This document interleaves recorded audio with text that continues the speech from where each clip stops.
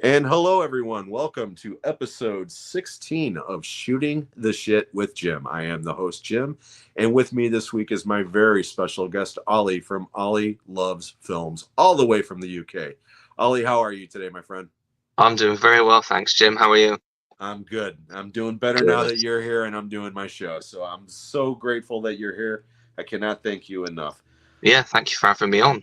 And for those of you that don't know, Ollie has a channel named Ollie Loves Films. I'm going to give him quite a few opportunities to pimp his stuff out, but uh, you can reach him at the name of the channel is Ollie Loves Films, but the actual address is at Ollie Loves Films 6928 right here on YouTube. And if you haven't done so, please reach out, subscribe to Ollie. He's a great guy. He does a weekly live stream every Monday that he calls Live with the Loons, and I have been lucky enough to be on that panel quite a few times. I'm going to be on this week's show as well. He always has an open invitation to me, it seems, and I'm always Yeah, grateful to hang yeah. out. So it's always a good time, even though I have been causing quite a few fellow Brits alcohol problems with how many times Well, did I say city boy. theatrically? Yeah, But we'll work on that. But I've met a couple of great people through your channel doing those streams. A couple of them are actually going to be future guests, including Pete. yeah, Um, I'm hoping to get Andy and a couple of the other people on there as well. So you always have really fun streams. So thank you yeah. always Thank for you. inviting me. Yeah, you're welcome. So first of all, before we get really far into it, I do want to acknowledge we have wow, we've already got 8 people in the stream, Oh, wow. and I'm going to acknowledge some people, but I'm not going to go to questions yet. Okay. So first we're going to start because I see Stacy already left a couple of questions before this comment, but we will get to everybody's comments. I promise. Okay. But Stacy's here for Makers of Movies. Thank you so much, Stacy, as always, for being here.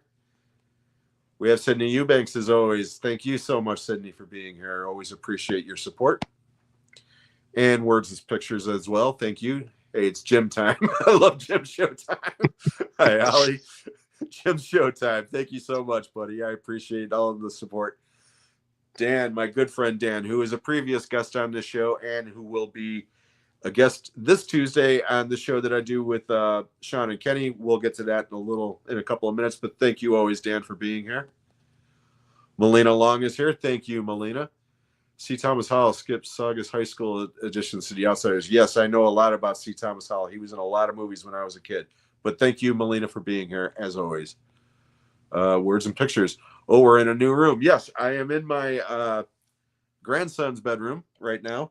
That's where I film most of my videos, actually. But the reason why I'm inside today is it is 90 degrees Fahrenheit outside, and it is too goddamn hot. So, unfortunately, it's also very warm in the UK, I understand. So, Yeah, hopefully, you handle it warm. okay. It's nice and 70 degrees in this room right now. Wow. It's quite nice.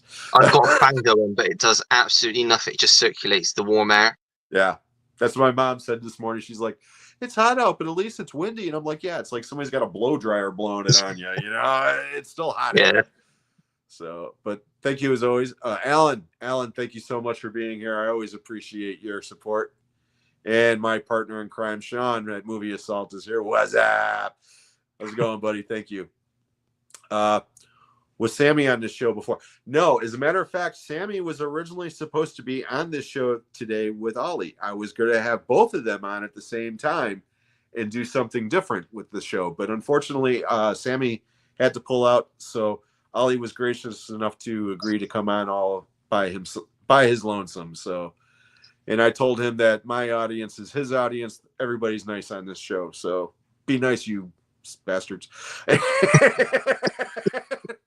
And fellow UK person, a legend Carlos. over there, Carlos. Carlos, thank you so much for being here. As always, I hope everything is well with you, my friend.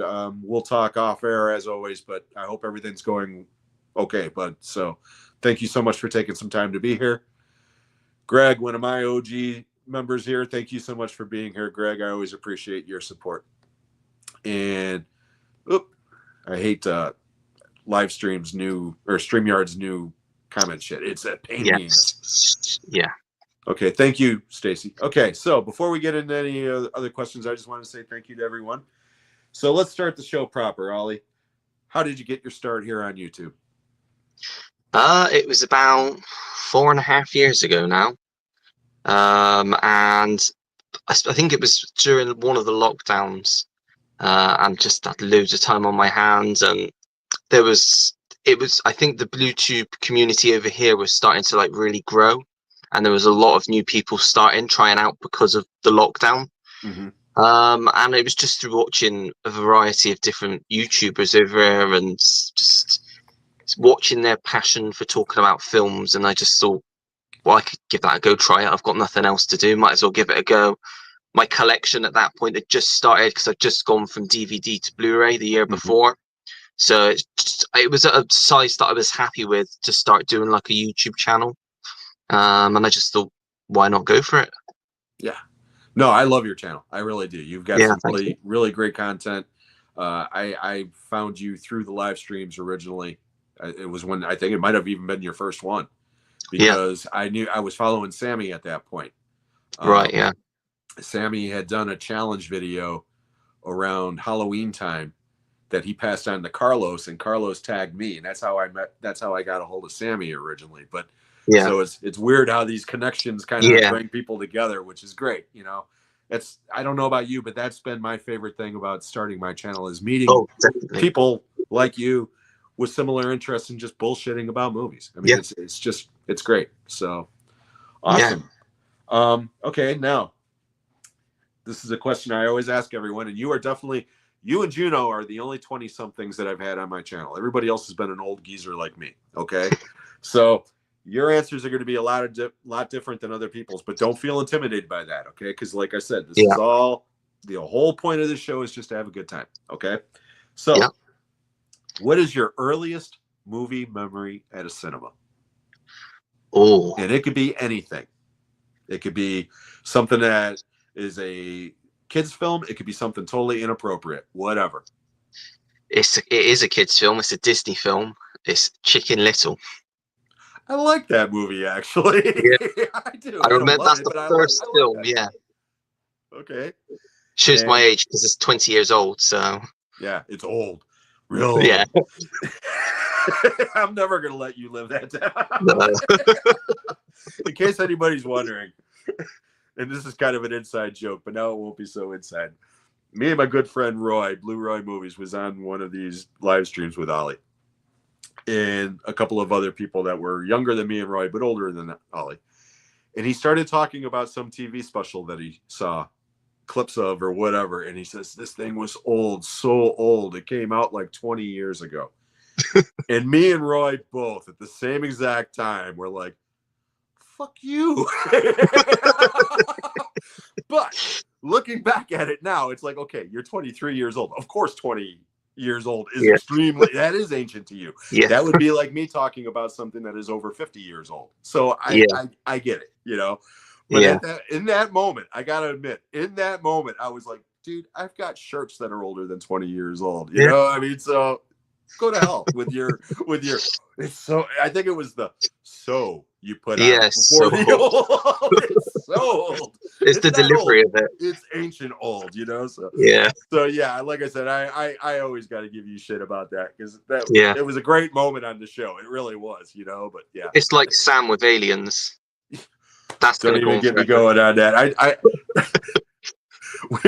I've talked to people after our shows and said, you know, hey, I finally got Ollie to watch RoboCop. Like, I could take, you know, credit for that shit, but I will. Okay, but anyways, I was like, Ollie watched RoboCop and he loved it like I knew he would. I said, now we just got to get Sammy to watch Aliens, and everybody I've talked to is always, what? He's never seen Alien. And then I explain why. He refuses to watch it. Yeah, I know. I explain why. Okay, that he's hoping to see it on the big screen, you know, 40th anniversary and all that other shit.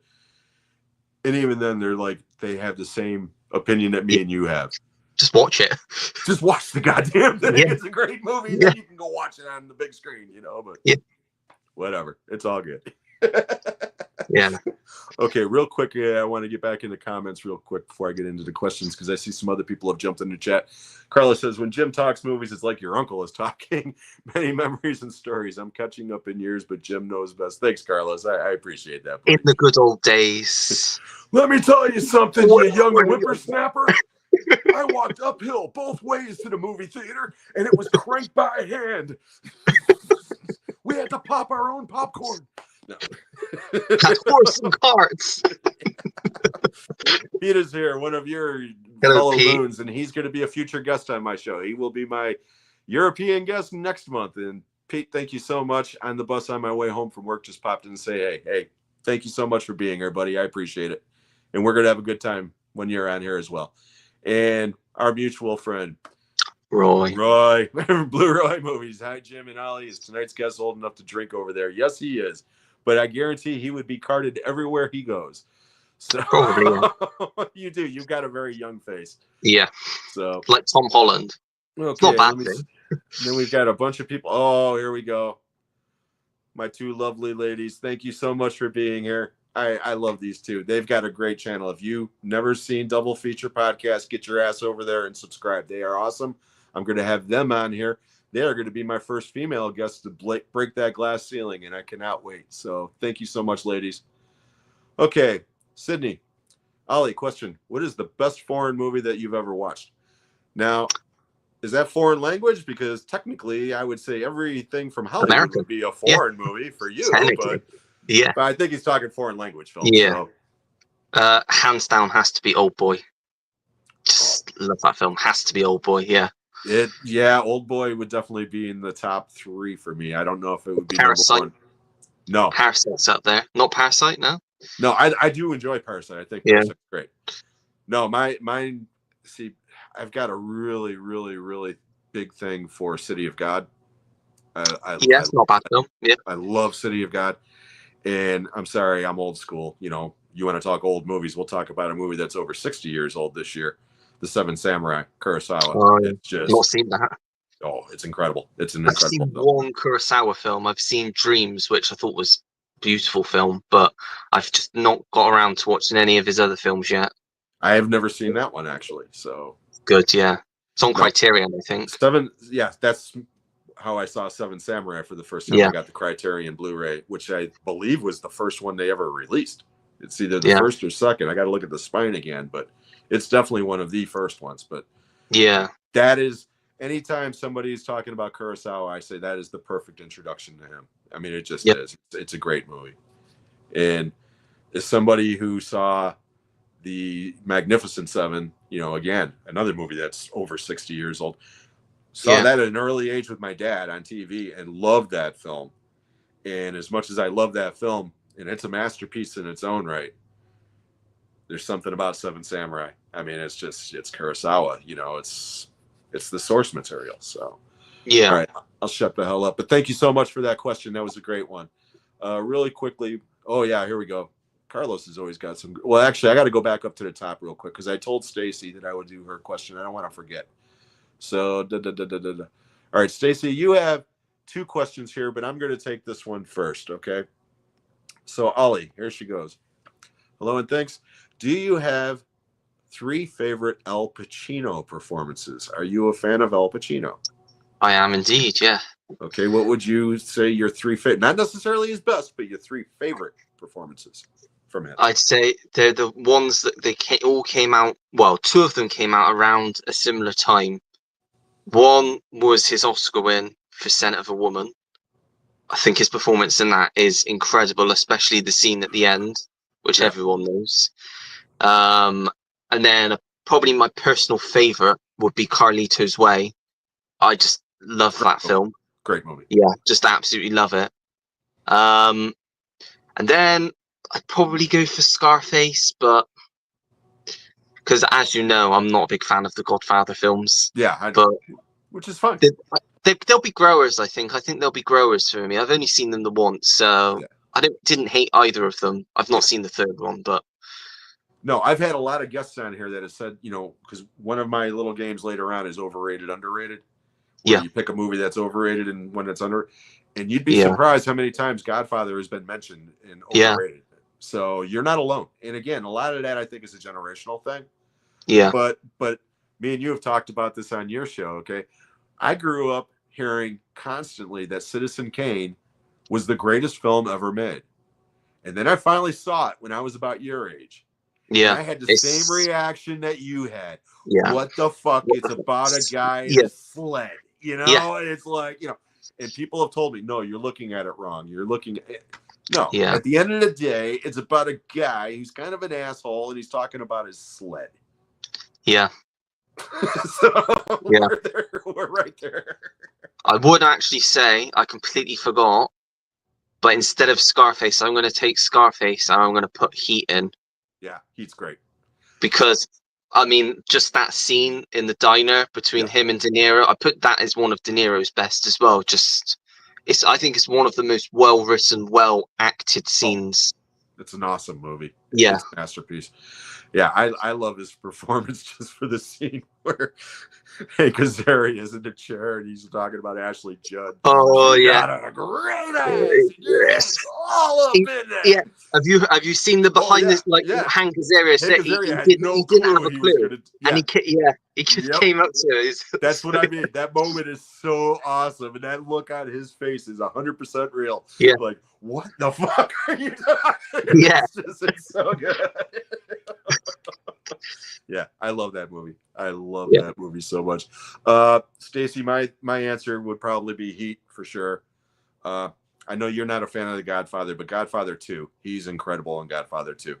There's a moment in that movie at the end when Diane Keaton tells him that the baby they lost wasn't a miscarriage, it was an abortion.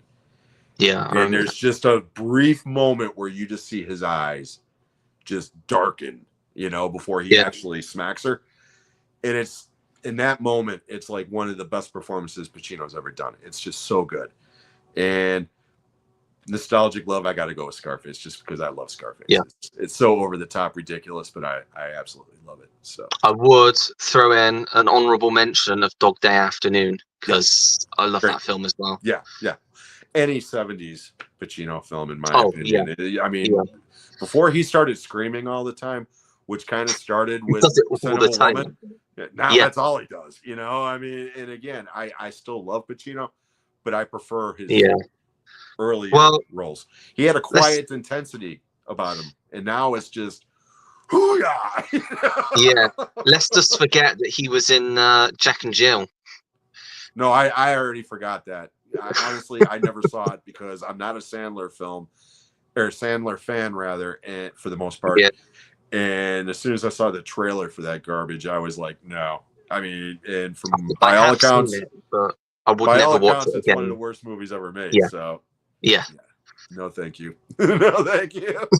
All right, real quickly, I want to get in this. I know there was some more questions here. So, okay, here's the one, and this is actually going to tie into one that I've got later on, but for you. Name an actor that has surpassed your expectations and one that you expected, an actor that surpassed one's expectations and an actor you expected but didn't. So somebody who underachieved and somebody who's overachieved, I guess, in your opinion. That's a good question. That is a good question. That's a really good question. Overachieved in a good way is as in either whatever. Just what you think is, because I know what my answer is, but it would be totally different than you, because this guy's been a superstar your whole life. But the one that surpasses, in my opinion, in my life anyways, it's got to be Keanu Reeves. I was just thinking that. Keanu Reeves, when I was a kid, he was the stoner type in all those movies. The whole of the 80s, basically. Yeah, and even when he started doing a couple of the action movies, it was still, whoa, like Point Break and such, even though I love Point Break, but if you would have told me back then that he was going to not only be one of the biggest stars in Hollywood, but one of the biggest action stars, I never would have believed you. I gotta think. That's a really good question. Makes you think that one surpassed one's expectations. Yeah.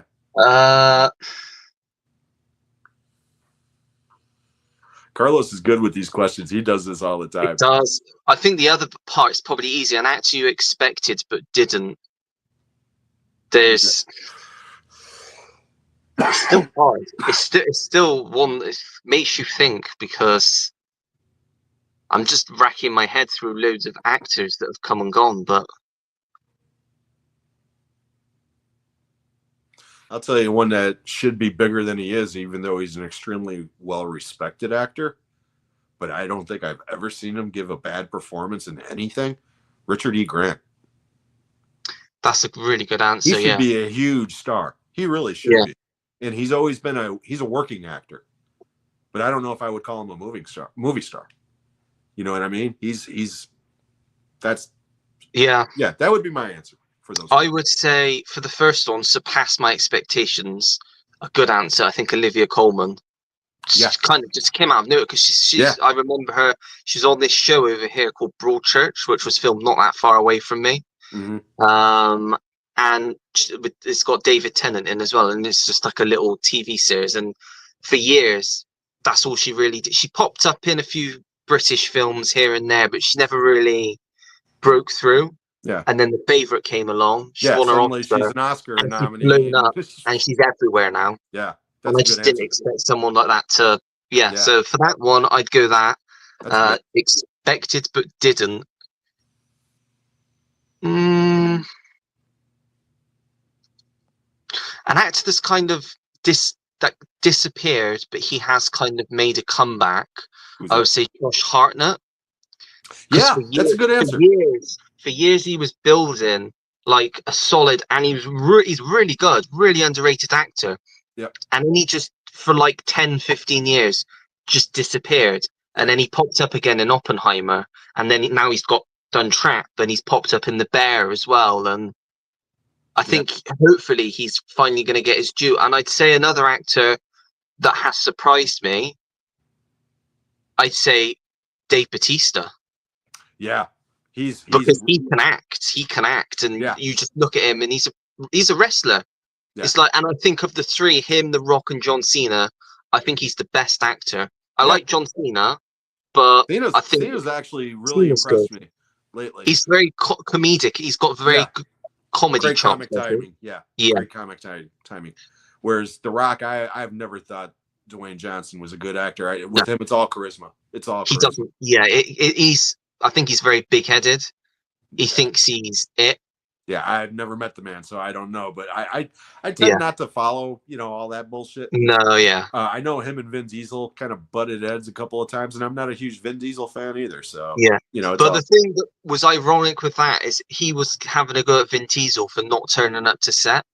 Yeah, and then Red One comes out, and all the stories come out about Red One that The Rock just doesn't turn up to set. He apparently pisses in a bottle on the set. And ridiculous stuff. The two people in Red One that he starred with, I'm thinking about that other shitty movie that he was in with the two people with the two people that you hate more than ever. Ryan Reynolds and Gal Gadot. That's it. Why they still get cast in films is fucking beyond me. Ryan Reynolds makes a lot of money. I mean, he does, but Gal Gadot, there's no explanation for that. She is as wooden as a stick. I liked her. I liked her in the original Wonder Woman movie. Okay, but I like that movie, not because of her. The movie's good. She's not good in the movie, but the film itself it's a great war film. Yeah. And the sequel, shit, that was bad. Movie's horrible. Why did they even bring Chris Pine back to then eat? That their goodbye was just like so anticlimactic. He just walked away and that was it. You're like, what? Why did you even bring him back? He did absolutely nothing. And it's when Maxwell or Pedro Pascal's driving in like that armored vehicle, and she jumps on, and she's like, she just says her line like, "Give me the stone" or whatever, and it's literally like she's just staring at a wall and she's just reading off a script. Like there's nothing in it. That movie's fucking terrible. I mean, it's fucking terrible. Maybe a film outside of the original Wonder Woman that she's been in that's been good, that she's been like the lead in. Yeah. Because I mean, some of the Fast and Furious films she was in was good, like Fast 5, Fast and Furious 6. But I've only seen the first one, and then I didn't like the first one, and so I never watched any of the other ones. And every trailer that I've seen from every one of those movies going forward, it just looks more and more cartoonish as you go. Stupid. Yeah, so when they're dropping cars from outer space and shit, it's like, you know what? Fuck you. I'm done. I just laughed because I read that apparently they're some of Christopher Nolan's favorite films. I just thought, what?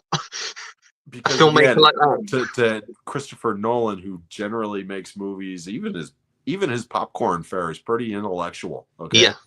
so I'm sure to him, those are what I call brain dead movies. You know, check your brain at Just the put it, door and yeah, just enjoy it. You know, 100%. and I've got hundreds of those on my shelf.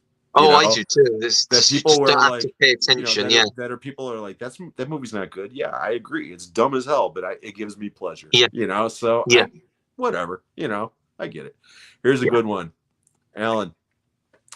What's the best film What's the best film you've seen so far this year? I can't separate Sinners and Nosferatu. I still haven't seen Nosferatu, believe it or not. It is good. It's some Tim was saying when he watched it, because we went out the day after, like to charity shops and went to CEX and all that. And Tim was saying there's a scene with a pigeon, and Tim's like he's pretty hardcore into his horror, Mm-hmm. and he said he had to look away. And I didn't at that scene because it's quite graphic, but it's crazy to me that because I hate like hardcore horror stuff, yet that didn't faze me. But Tim was like really affected by it. So, Yeah. but yeah, it's a good film. It's quite dark. It's Egger's most what's the word, accessible film, I would say. Yeah. Yeah. His movies aren't for everyone, They're chalk and other than the cheese. critics. Critics love them. I mean, every one of his movies have been. I didn't like The Northman, but I did like The Lighthouse. I watched that at the end of last year. I just thought that was unique. Nice. But getting back, what's your favorite movie this year so far? Not necessarily the best. What's your favorite movie of the year so far? Favorite one I enjoyed the most, that entertained me the most, which I believe we spoke about on the stream last Monday, is The Naked Gun. I knew you were going to say that. it was just non-stop laughter, and like Liam Neeson's my guy. He's like one of my favorite actors. Like, so putting the two of those things together, for me, it's one of the most it's one of the most funniest modern comedies I've seen for a long time. Yeah. Like, obviously the original Naked Guns, Airplane films, all of that stuff, like classics. But if we're talking about like comedy films from like sort of the last 20 years, it's got to be up there for me. Yeah, it has to they be don't up make there. good comedies anymore, so I'm glad that you enjoyed it. And There's the a critics scene. have been very high on it. Yeah, there's a scene in the film between, I'll just say it's between Liam Neeson, Pamela Anderson's character, and a snowman. Yeah, I know. It's And again, my favorite song is everywhere. Yeah, my favorite song of all time comes on over this scene, and I just like, they had to just choose this song. Like, they had to go with this song. And the scene plays out, and it starts one way, and you think this is just stupid anyway, and it just progressively gets stupider and stupider, and I honestly was hurting from laughter. Yeah, it's just so stupid, but it worked so well. Okay, so that's your favorite movie, which is fine. What do you think is the best movie you've seen so far this year, though? Best. You know what? I'm going to say Weapons. Okay, we won't go too far into spoilers. I'm not going to talk about it. I'm not I haven't seen that yet. But I'm going to say that movie's getting stellar reviews. So it's still at like 97% on Rotten Tomatoes. I mean, I'm not surprised. You know, it's crazy. I will say that about this year. It's been a good year for horror movies. I mean, I know you're not a big horror fan, but some of the best movies I've seen this year so far technically are horror movies. So all right. So my favorite movie this year, man, all year long it's been The Monkey. Okay, because I there's something about that movie that I had a ball. I had a ball watching that movie. Okay, and I thought that the best movie so far up until recently was Sinners. I really enjoyed Sinners. I thought it was great. But I think that my favorite and the best movie I've seen so far this year changed last week, and that's when I watched The Life of Chuck. I can't wait. That movie has been in my head ever since I watched it. I've watched it 3 times now. Wow. And I don't own it yet, but it's like there's something about it. And again, it's going to be one of those movies that's going to be extremely divisive. A lot of people are going to love it. A lot of people are going to hate it. Personally, for me, it worked. So Yeah, that's my I answer.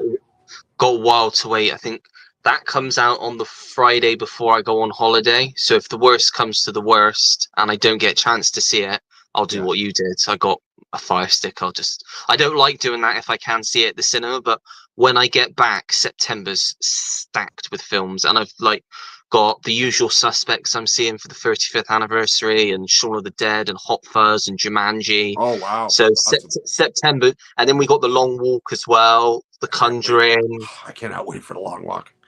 It's I just cannot wait. September's so busy. So I think if I don't get a chance to see it before I go on holiday, I might have to just do the thingy. Do the thing. It's the same. It's the same with Materialists, because that comes out on Wednesday over here, and I would normally go and see it on Wednesday, but I'm getting my car fixed this week, so I've not got my car for the whole week. So I'm hoping possibly I could do that on Saturday, but then there's also Nobody 2 out on Friday, so I'm gonna want to see that over the weekend. So, Nice. but films like Materialists, just if I have to watch it on, it's not like a big Right. blockbuster film, so I don't mind waiting. Yeah, that already came and went here in the States. Yeah. And Life of Chuck, like I said, it's still playing in the cinemas here, but that movie didn't get a proper release. I mean, it really didn't. Neon, they're not as big as the big boys, so they don't secure as many theaters. And The Substance was the same thing. I didn't see The Substance until it came out on Blu-ray. And it would be the same thing with Life of Chuck if I didn't go on Look Movie. Not a sponsor, but great fucking site to go watch movies on. But that is coming out on Blu-ray in September, and I'm going to buy that day one. I mean, it is. It's just such a. We've talked about this on your show. Okay, I fucking hate sentimental movies. Yeah, I detest movies that are basically designed to manipulate your emotions, and that is it. That's the only reason they exist. Yeah. And I can see where a lot of people would say that Life of Chuck would be in that category. And to a certain degree, I would agree with them. But for whatever reason, that movie worked for me. And I knew it was doing it. It was like, while I was watching it, I'm like, okay, you're not going to get me. And next thing you know, I got a grin like this. Yeah. And then, okay, you're not going to get me. And the next thing you know, I'm grabbing a Kleenex because I got tears in my eyes. And it's just it's one of those. So, because it's Together's out over there now, isn't it? What's that? Together. That's come out over there now, hasn't it? That opened this week. Is that quite limited? Because that's neon, isn't it, as well? Yeah, I think that one got a bigger release than Life of Chuck, but yeah, it's still not in as many theaters as, say, Freakier Friday, which also came out. Oh, I'm seeing that tomorrow morning. Oh boy. I know the last stream you were like, well, I was a fan of the original, and I go, oh, the one that I saw when I was a child. You're like, no, I mean the original. The original of this one. Yeah. Jodie Foster was in my the one that's really old from like 2003. Yeah, as opposed to the ancient one from the 70s. Yeah. Dust on it. Get back to the comments. Oh, awesome, ladies. Awesome. Okay. Kevin is here from Florida. Thank you so much for being here, Kevin. Roy says, I think Harakiri is the best foreign language film he's seen. I have not seen that. Oh, Dan, thank you. What's all this then? Thank you, Dan. Dan absolutely loves John Cleese. He thinks John Cleese is like the greatest thing since sliced bread. And that is absolutely false. He hates John Cleese. Oh, does he? Yeah. I was on their show. We did a special episode on Silverado. Have you ever seen Silverado, by the way? Not yet, no. If you like westerns, film? Yes. And if you like westerns, I've been going through it. Yeah. I'll check it out. But we did an episode on Silverado on his channel with Carlos and Jeff, 101 Bronson. And when it got up to the part about John Cleese, because he has a small role in it. Yeah. I made the comment. I said, I love John Cleese. I am a huge Monty Python fan. And I love his first line is, what's all this then? Because it was kind of like a callback to that. Yeah. And I should have been aware of Dan's look on his face while I'm saying this, because he just had this look on his face like he's biting his tongue and he's biting his tongue. And then when don't want to say it. And then Jeff follows me and he's like, oh, yeah, I liked him a lot. Oh, I love John Cleese. He gets to Dan and he's like, I bloody hate John Cleese. He took me right out of the movie. It just, Yeah. He only lives about 10 miles away from me. Oh, really? He's from Weston-super-Mare, which is about 30 miles from here. But he lives in Bath, which is about 10 miles from here. So my mum almost bumped into him once. Nice. So never know if you can see him out and about. Nice. Carlos, loved Old Boy, but damn, I saw The Devil. Holy shit. Great movie. I've seen it. I watched it, but it's one of those that I don't know. I've kept it in the collection, but I don't know if I'd ever have the strength, I suppose is the word, to go back and watch it again. It's not one of those films, I don't think. No, you don't watch that for a good time. You can't. For sure. You can't. No.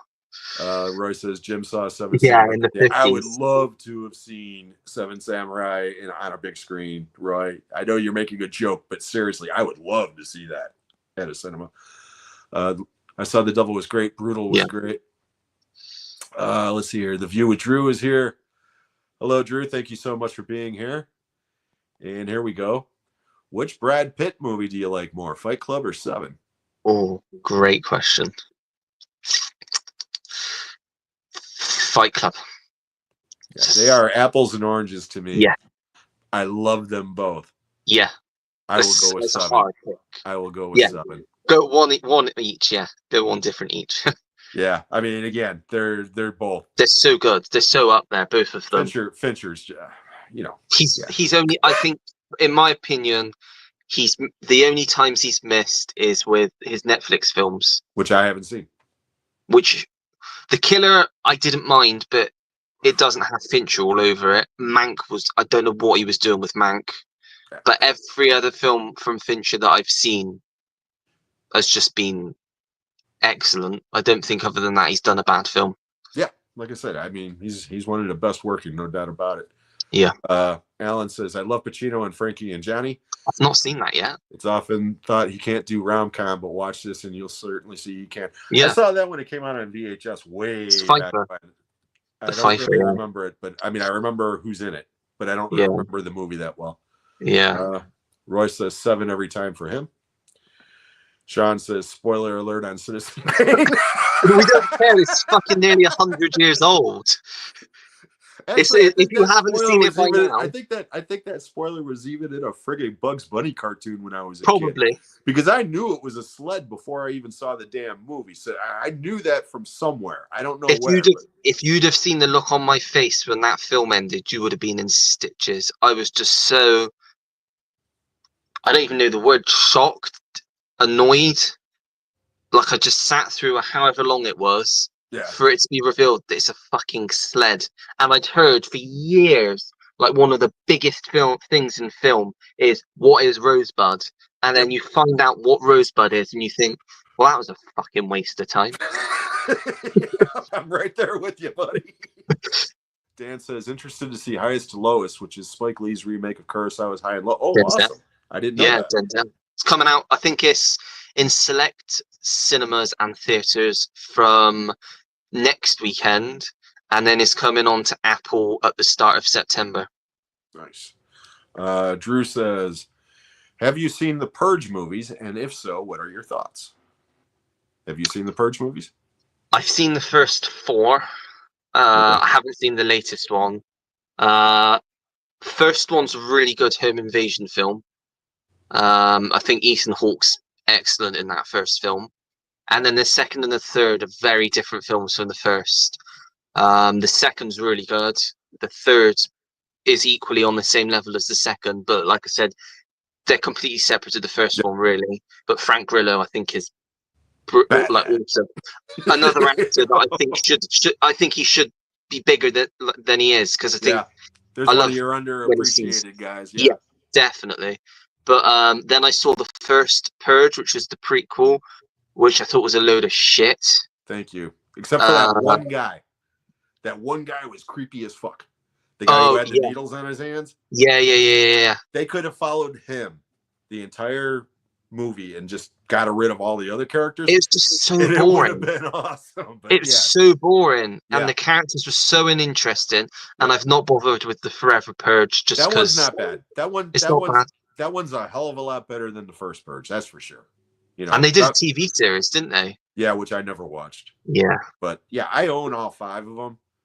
But Yeah. quite honestly, I'm like you. The first one, it's a home invasion movie. I've got it really the first one, but that's it. Yeah. And I really enjoy part 2 and part 3. To me, those too. are my 2 favorites in the whole series. I need to get them. Yeah. But other, I don't like the 4th one, and the 5th one's okay. So yeah. So thank you, Drew. I gotta get through some of these because we're almost 40 minutes in already, Ollie. This is like awesome. It's because when you say something, we talk about it. That's where my streams go on for so long, and the conversation just goes on, and it just moves to different things. Yep. Yeah, but see, that's the key. You only have a couple of people on, as opposed to 5 or 6, and then you can condense it. That's why I like doing this format, which is one-on-one, where we can just bullshit. So yeah. Okay. Carlos says Pacino movie Face Off. Scarface versus Carlito's Way. What do you think? Carlito's Way. Okay, I will go with Scarface, although Carlito's Way is a better movie, but Scarface is a more entertaining one. Yeah. He doesn't like the Godfather movies. I would say part 2, but it's like you say, apples and oranges to me. I feel the same about both of them at the moment. Yeah, I mean, to me, I don't watch one without watching the other immediately after. Yeah. That's when I got 6 hours to kill. Well, yeah, it's like the Lord of the Rings, isn't it? But you've got to have enough time to kill for 4 hours for just one of them. Dude, I got the extended version. Yeah, me too. Yeah, on 4K, I've got. Yeah, that's a chore. That's a chore, but it's a good chore. Yep. It's a chore I like doing. But yeah, I'll go with part 2 on The Godfather. What about Donnie Brasco and The Irishman? Have you seen those 2? I have. I enjoy both of them. That's a hard one because to me, they're both good Pacino films, but not great Pacino films. I'd put them on about the same level, but I think I'll go Donnie Brasco just because of Johnny Depp, because I think he's brilliant, and Michael Madsen.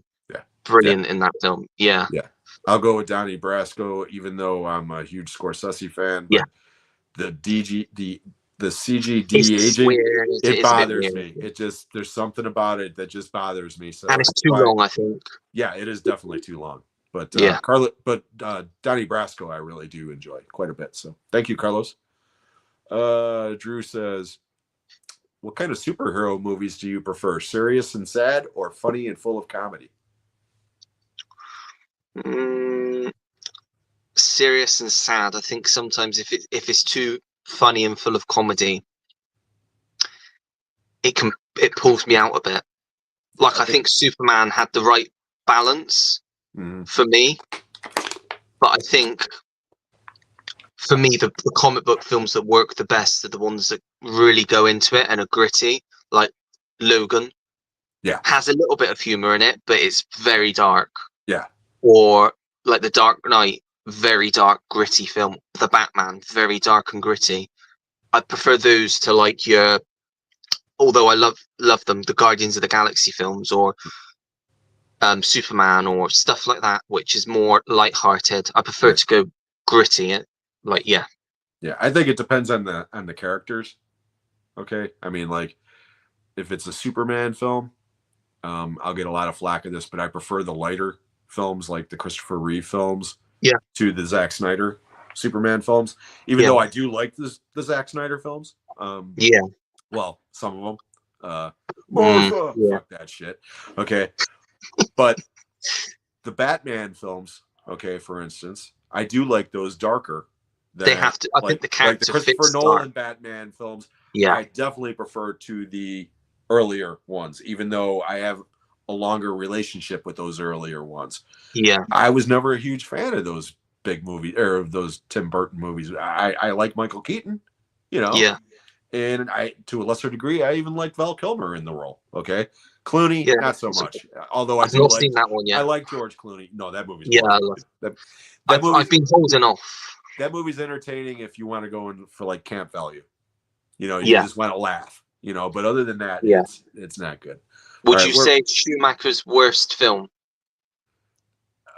Schumacher is one of those directors that I've got a love-hate relationship with. He directed some great great films. Oh. He directed a lot of crap.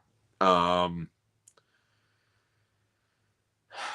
you ever seen his last film he did, Trespass, with Nick Cage and Nicole Kidman? It looks like a home invasion My film. mom watched that on Netflix, but I didn't watch it. But she said it was decent. Yeah, it's supposed to be quite. I've not seen it yet, but I've heard it's supposed to be quite good. Yeah. I mean, Joel Schumacher is, again, okay, if you're going to ask me what his best movie is, okay, that one's easy for me, okay? And it's not The Lost Boys. And everybody always says The Lost Boys. I wouldn't say that either. I say Falling Down. Exactly what I was going to say. Yeah. Falling Down to me is like, it's so good. It's incredible. And this is from somebody who loves The Lost Boys, okay? Yeah. I mean, I'm an 80s guy. Of course I love The Lost Boys, okay? But Falling Down is like... Oh, something else. It's on a different level. But as far as worst movies go, like I said, I mean, yeah, it'd be easy to say Batman and Robin, but there's, again, he directed a lot of crap that I didn't like, you know, so, but I'm not going to attack Joel Schumacher. So well, he's dead, so yeah. Rest in peace, you know, so I'm not going to pick on the dead. Okay, Ollie, have you seen Serpico with Pacino? Nope. No, that's a great movie. That is I've not seen that one yet. The ladies say, oops. One of our favorite Pacino films is Frankie and Johnny. Okay, yeah. I have to watch that. I've got it. Okay, Sydney, Jim, Ollie. Out of these 5 thriller movies, pick 3. The Place Beyond the Pines, Hell or High Water, Nightcrawler, Eastern Promises, Mystic River. Ooh. Funnily enough, I watched Eastern Promises for the first time the other day. I did. I don't know if it would get on the list. I mean, Nightcrawler's definitely on the list of the 3. I knew Nightcrawler would be on the list because it's got your boy in it. Yeah. Then I've got to put Mystic River next because Mystic River's great. It's tough watch, but it's great. I wouldn't put Eastern Promises on there. I liked it, but I didn't love it. And then it's between Place Beyond the Pines and Hell or High Water, which I both love. I think because I haven't seen Hell or High Water for a long time, I'm going to go with The Place Beyond the Pines because I think that's a brilliant film. Yeah, I like all 5. I think all 5 are great. I do too, yeah. But I'll go with the last 3 because I got to go with Eastern Promises because I'm a Cronenberg guy. I love David Cronenberg. And a lot of people don't like Cronenberg mainly because of his body horror type movies. And he makes a lot of really strange films, but when he does what I would call mainstream films, like they're good. Eastern Promises or History of Violence, brilliant. He knocks them out of the park. So, but I think as well that scene in the is it like the baths or the spa? The naked knife scene, Jesus Christ. You see it all. Oh yeah, everything. Oh yeah, Vigo is like, he's a brave man. Yeah, he's a brave man, flying around everywhere. There ain't no cocksock in that scene. Nope, that's all real. That's all him. Okay, real quick, I'm going to skip some of these comments. I will try to get back to them as quickly as possible because I've got to get through some of my questions now that the show's half over. Tom Hanks overachieved and started as a comedic actor. Vin Diesel underachieved in my eyes. Yeah, actually, Tom Hanks was on a sitcom when I was a kid here in the States before he became a movie star. Roy says, one who has surprised me is Daniel Radcliffe. Done some decent stuff post Harry Potter.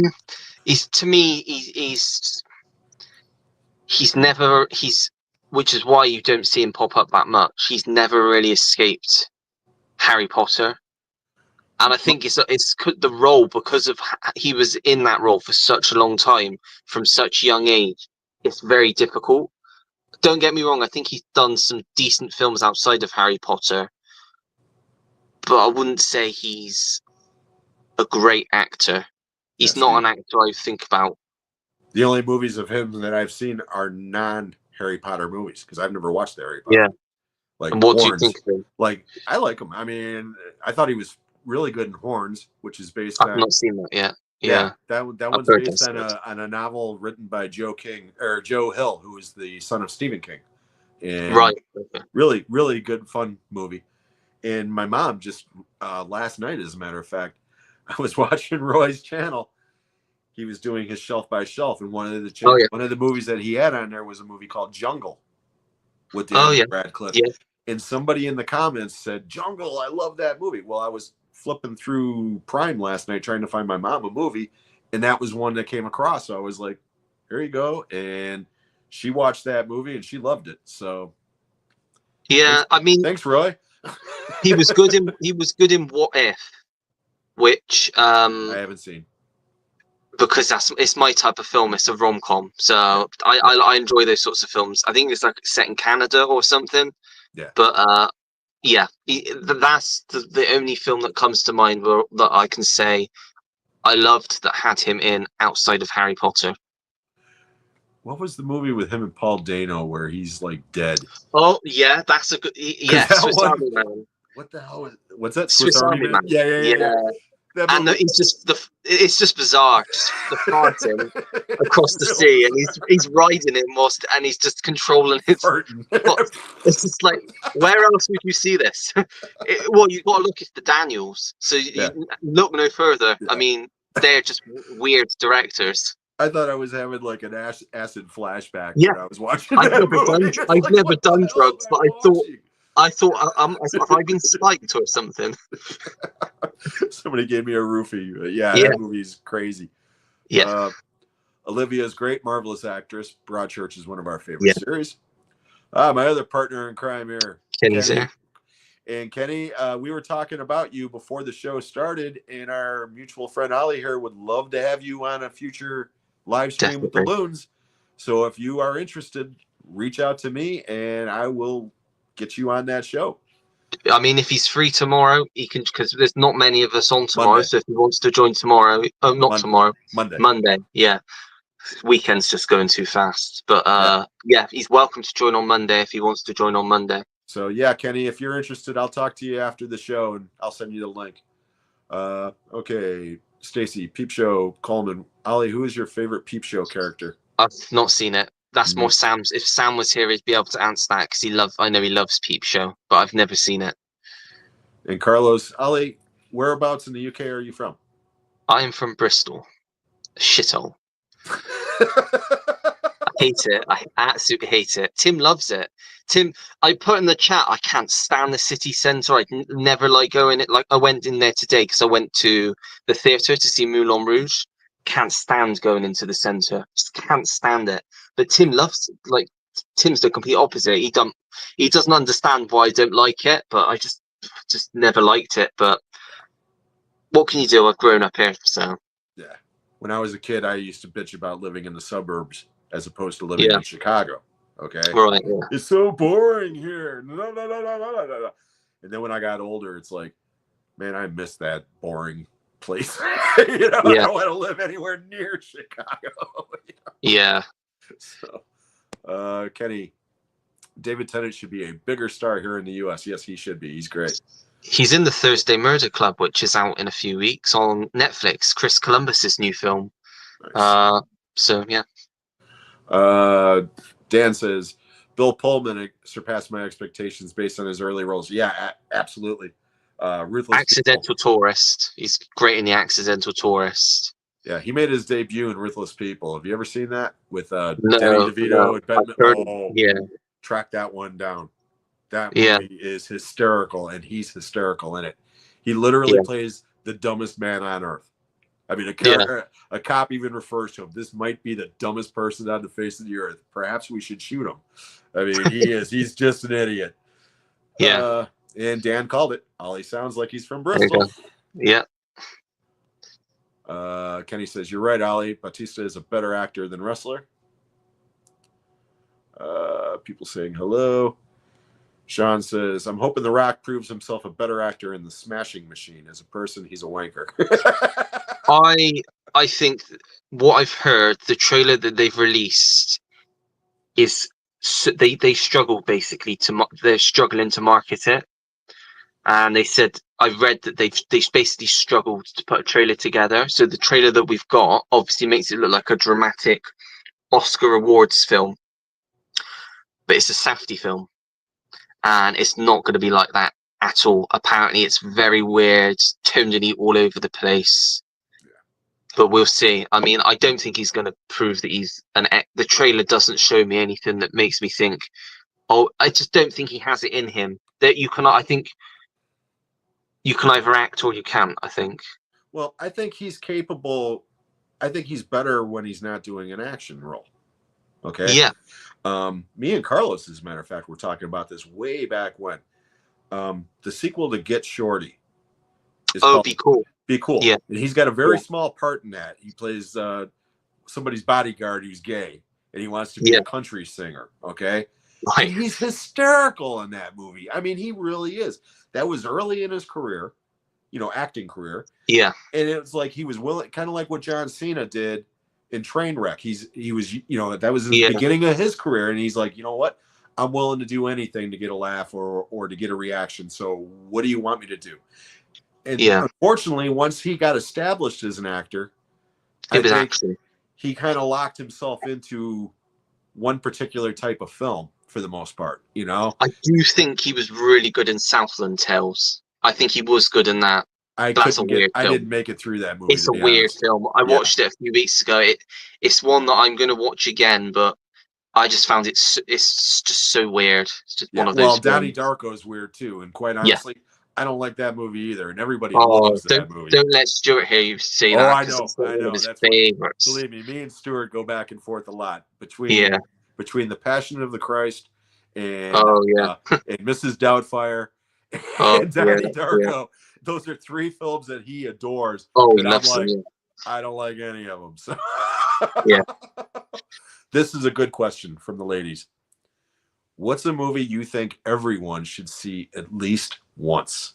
That's an easy answer because I always say this. I think Schindler's List, everyone should see. I think it should be in the curriculum, or I don't know what you guys call it. Is it the curriculum at school still? I think it should be mandatory viewing at school to watch, just to educate people. Yep. Like that was actually, I was going to say it's two, and that was one of them. And you said exactly what I was going to say. It should be mandatory viewing in school. Okay. And so should this one that a lot of people don't talk about in the same breath, but it's very similar. Okay. Well, similar in tone anyways. American History X. Yeah. I think that would probably be more so. That's a high school film. You guys. It's more for you guys. Yeah. Well, again, just because of not so much about just about racism. Okay. And what the whole core of that movie is about how racism is bred out of stupidity and ignorance, and it's passed on from generation to generation until the cycle gets broken. And I'm not trying to come across as one of these woke people or one of these liberals or anything. I'm just stating the fact that movie is powerful. It's very powerful. And it's one of those movies. Another one along those lines, I could say the same thing about, okay? Requiem for a Dream. Put that in every kid's school, make him watch that shit. Anybody who's thinking about dabbling in drugs. Yeah. Yep. I mean, it's not a movie that I would rush back and watch anytime soon, but it's effective as hell. Yeah, I agree. So great question. Thank you so much. Kenny, my girl Gina Carano will be the next Wonder Woman. that is something. Is he being serious or is he joking? I can't stand that woman. Yeah, she just got she settled out of court. She's got settlement, for the Mandalorian, yeah. Okay, get your Bristols out. If you know rhyming slang. Okay, here we go.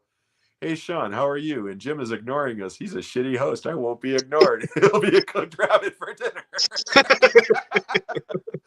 All right, Kenny.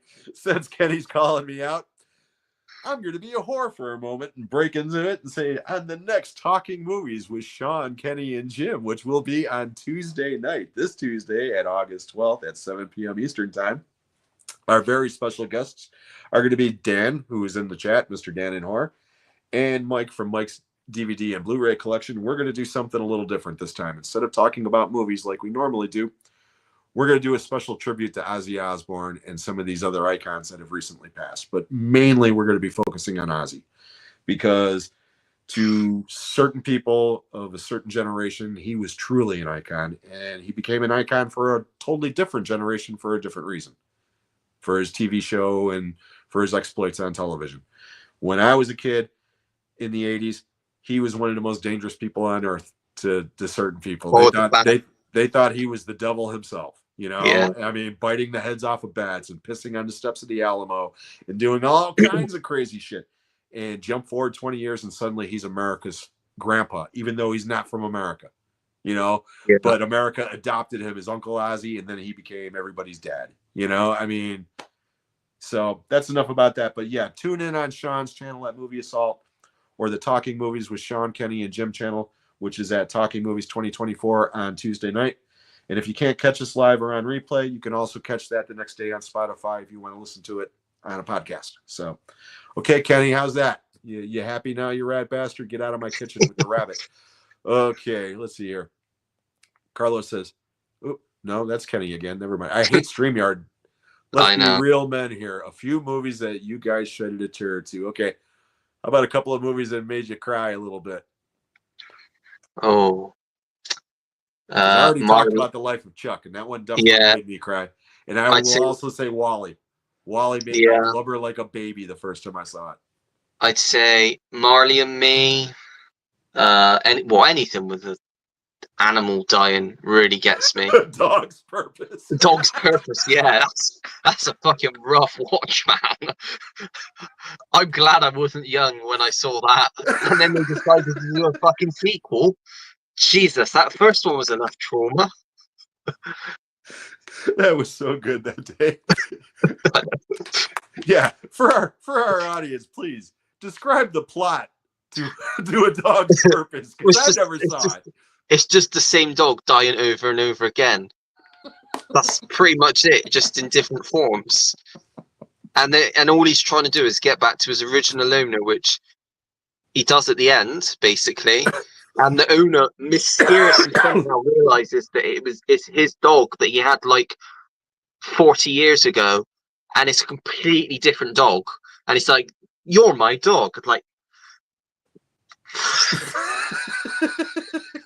and then the sequels, the dog's journey to stay with his owner, and then his owner dies, and he goes through different lives again until he dies right at the end, and then he runs through a field jumping, and every time he jumps he turns into the different dogs he's been over the years, and then starts dancing with his owner. You know, like I said on your stream when you told me this shit, the adage in Hollywood was always don't kill the dog. You know, you kill the dog, you lose the audience. And here's an entire series of films designed where it's literally soft. That's dog, what they do. Where they're just dying over and over. Yeah. Christ. It's depressing, man. Whatever sick bastard got in a room and thought, we're going to make a film and it's going to be about this dog, and he just keeps dying and dying and dying and dying until he finds his owner 50 years later.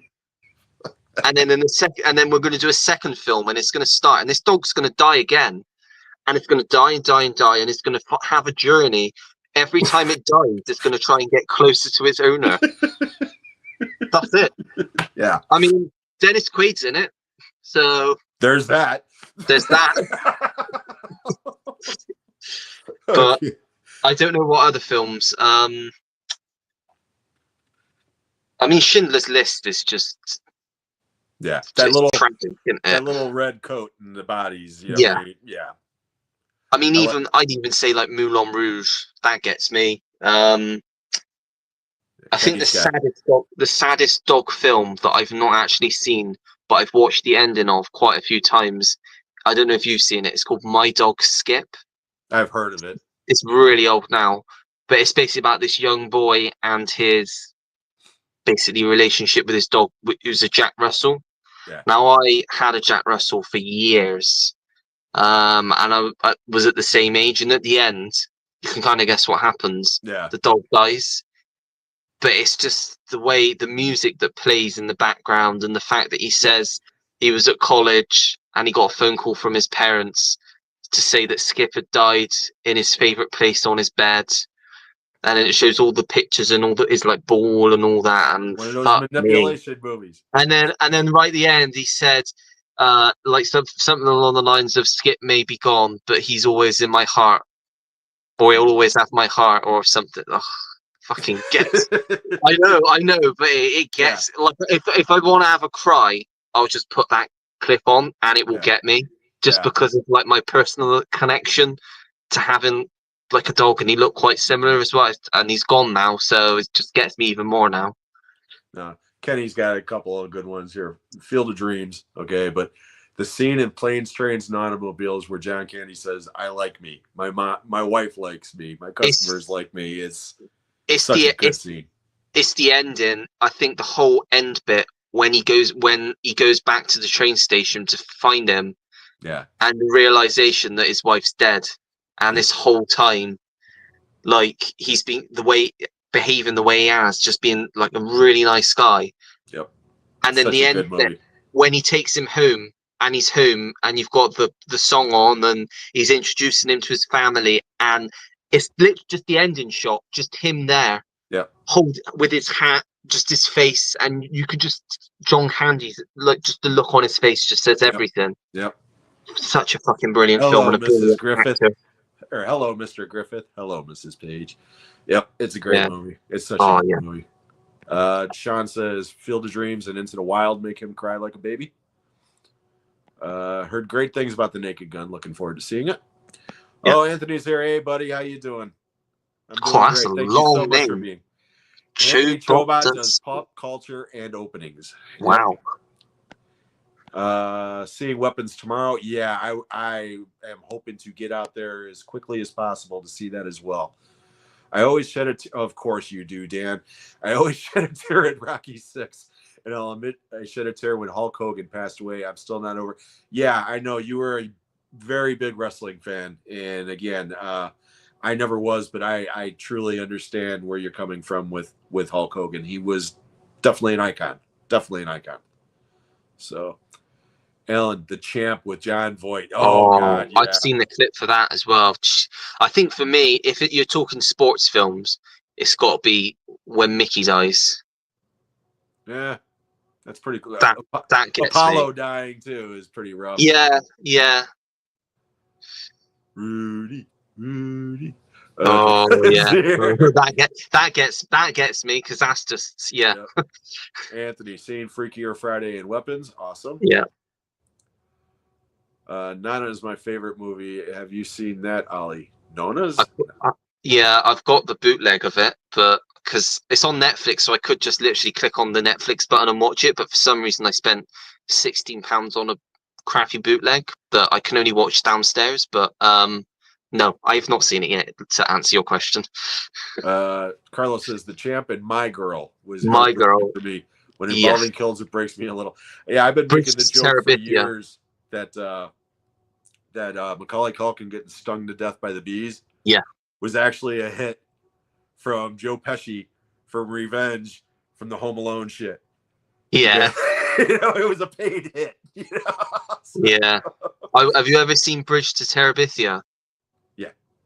That gets me. Again, I was an adult when I saw that, so I was at the right age. If I saw that as a kid, and Mr. Megorium's Wonder Emporium with Dustin Hoffman, that always gets me because I grew up with that film as well. Anthony, I'm seeing Toxic Avenger. Dan says, I love John Cleese's Basil Vault. Yeah, I know, buddy. I was just taking the piss out of you because even Sean's like, how could anyone not like John Cleese? Monty Python, yeah. Okay. Yeah, I'm way behind on the comments. So guess what? Oh, wait a minute. I got to jump on here because I see a couple of other people that just popped in. We got Sean from Cinephile World Order is here. Hey, what's going on, buddy? Thank you so much for being here, Sean. I appreciate it. And here he is, Ricky, the golden age of hard rock, who will be my next guest on this show in 2 weeks. Ricky is a former Marine, and he's got 2 channels, one about rock and one about classic thriller movies and books and such. And I cannot wait to get Ricky on this stage in 2 weeks. I've been following him before I even got a channel.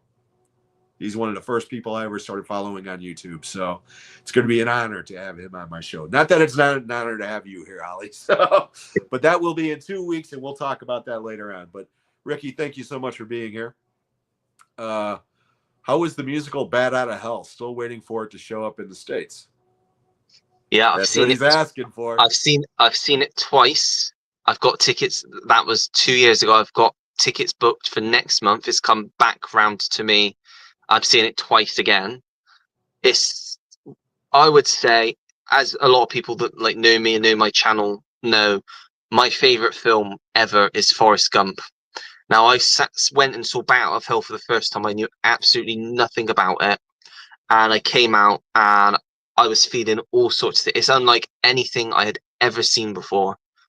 Like the storytelling, the way they use the music, the sets, just everything. It is one of the best things I have ever seen. And if you like Meatloaf and his music, and you like, it's basically like a mix of The Lost Boys, Peter Pan, well, the same sort of thing really, with The Lost Boys, and all these like different things pushed together. Like the Warriors, the Warriors is another big inspiration for for it. It's absolutely incredible. So if you do get a chance to, if it comes around, I just urge anyone to go out and watch it. 'Cause I've even got a ticket booked. They're showing like a filmed release at the cinema in October. Oh, nice. I mean, I've even booked to go and see that because, Wow. like I said, it's one of my favorite things. If there's anything remotely like related to it around here, I'll go. Awesome. Yeah. Real quick, I'm sorry if I'm skipping people in the comments. We are so far behind because we're just having such a good conversation. But I want to say hello to some people that I've just noticed. Ellery, our mutual friend Ellery from the UK, is here. Hi, both. What is a film you hated or did not like on first viewing, but changed your opinion on second viewing? Take care, both of you. Thank you, Ellery. So, is there a movie that you did not like the first time you saw, and then the second time you were like, you know what, that's actually pretty good?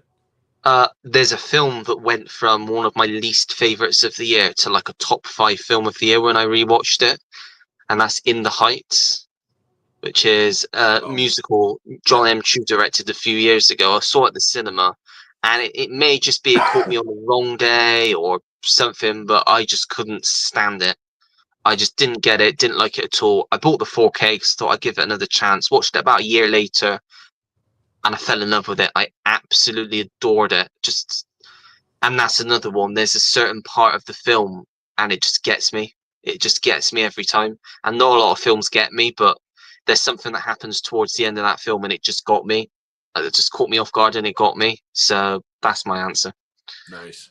I got to go with Doctor Strangelove, because the first time I saw that, I was a kid, and I saw it on TV, on cable. Yeah. And I just did not get it. I was like, what the hell is going on? This movie is idiotic. Yeah. And then I watched it when I was in my mid-20s, and I liked it a little bit more. And then I watched it about 10 years ago, and it clicked. And now it's top 3 Kubrick film for me. I love it. So that would be my answer. But thank you so much. That was a great question. Yeah. Real quickly, I'm sorry, because I know I saw. Oh, here we go. My nemesis, Patrick, Mr. Dirty Dancing himself, is in the house, and I'm totally kidding about that. Patrick's one of my favorite people on YouTube. Thank you so much for being here, buddy. I appreciate it. Let's see here. Sean says that white supremacist movie Radcliffe is in is a real eye opener. Like, what the fuck happened, Harry Potter? Yeah, I know that's the movie Imperium. you're talking about. I haven't seen it. Imperium. Tony Collette. Roy showed that one as well. Yeah. Yeah, I haven't seen that one, but I heard about it. Let's see here real quickly, because sorry guys, I am going to skip some of your comments because I barely have asked anything here, so I'm going to leave it right there for right now. Okay. I can't believe I haven't even asked you this yet, and we're an hour and 15 in. Favorite and least favorite genres?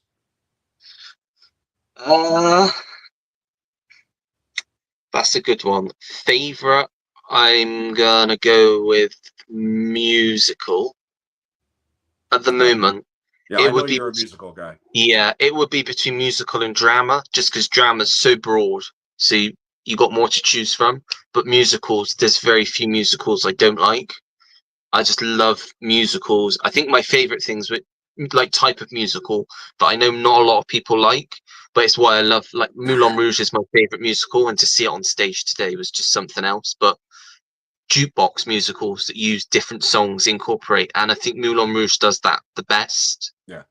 But a musical that everybody hates, but I have a lot of fun with. Rock of Ages with Tom Cruise. It's just there's one song in that, Hit Me With Your Best Shot. I can't that is too cheesy for me, because you've literally got Catherine Zeta-Jones spanking Bryan Cranston while singing Hit Me With Your Best Shot. Literally, he's like a congressman or politician. He's bent over his table with his like pants down, and she's just whacking him with like a baseball bat, singing "Hit Me With," Catherine and they're in a Zeta-Jones wanted to church. spank me, I would let her. I mean, I'm sorry, that woman Well, is yeah, still beautiful. I'm sure a She's lot of still people hot. would. Yeah.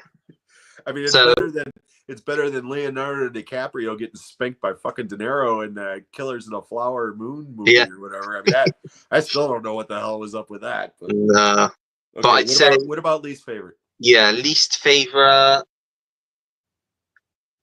It's hard. That is hard. I'm gonna go with. I would have said horror, because I never used to like horror, but I am getting into my horror a bit more now. Mm-hmm. And now I'm growing up.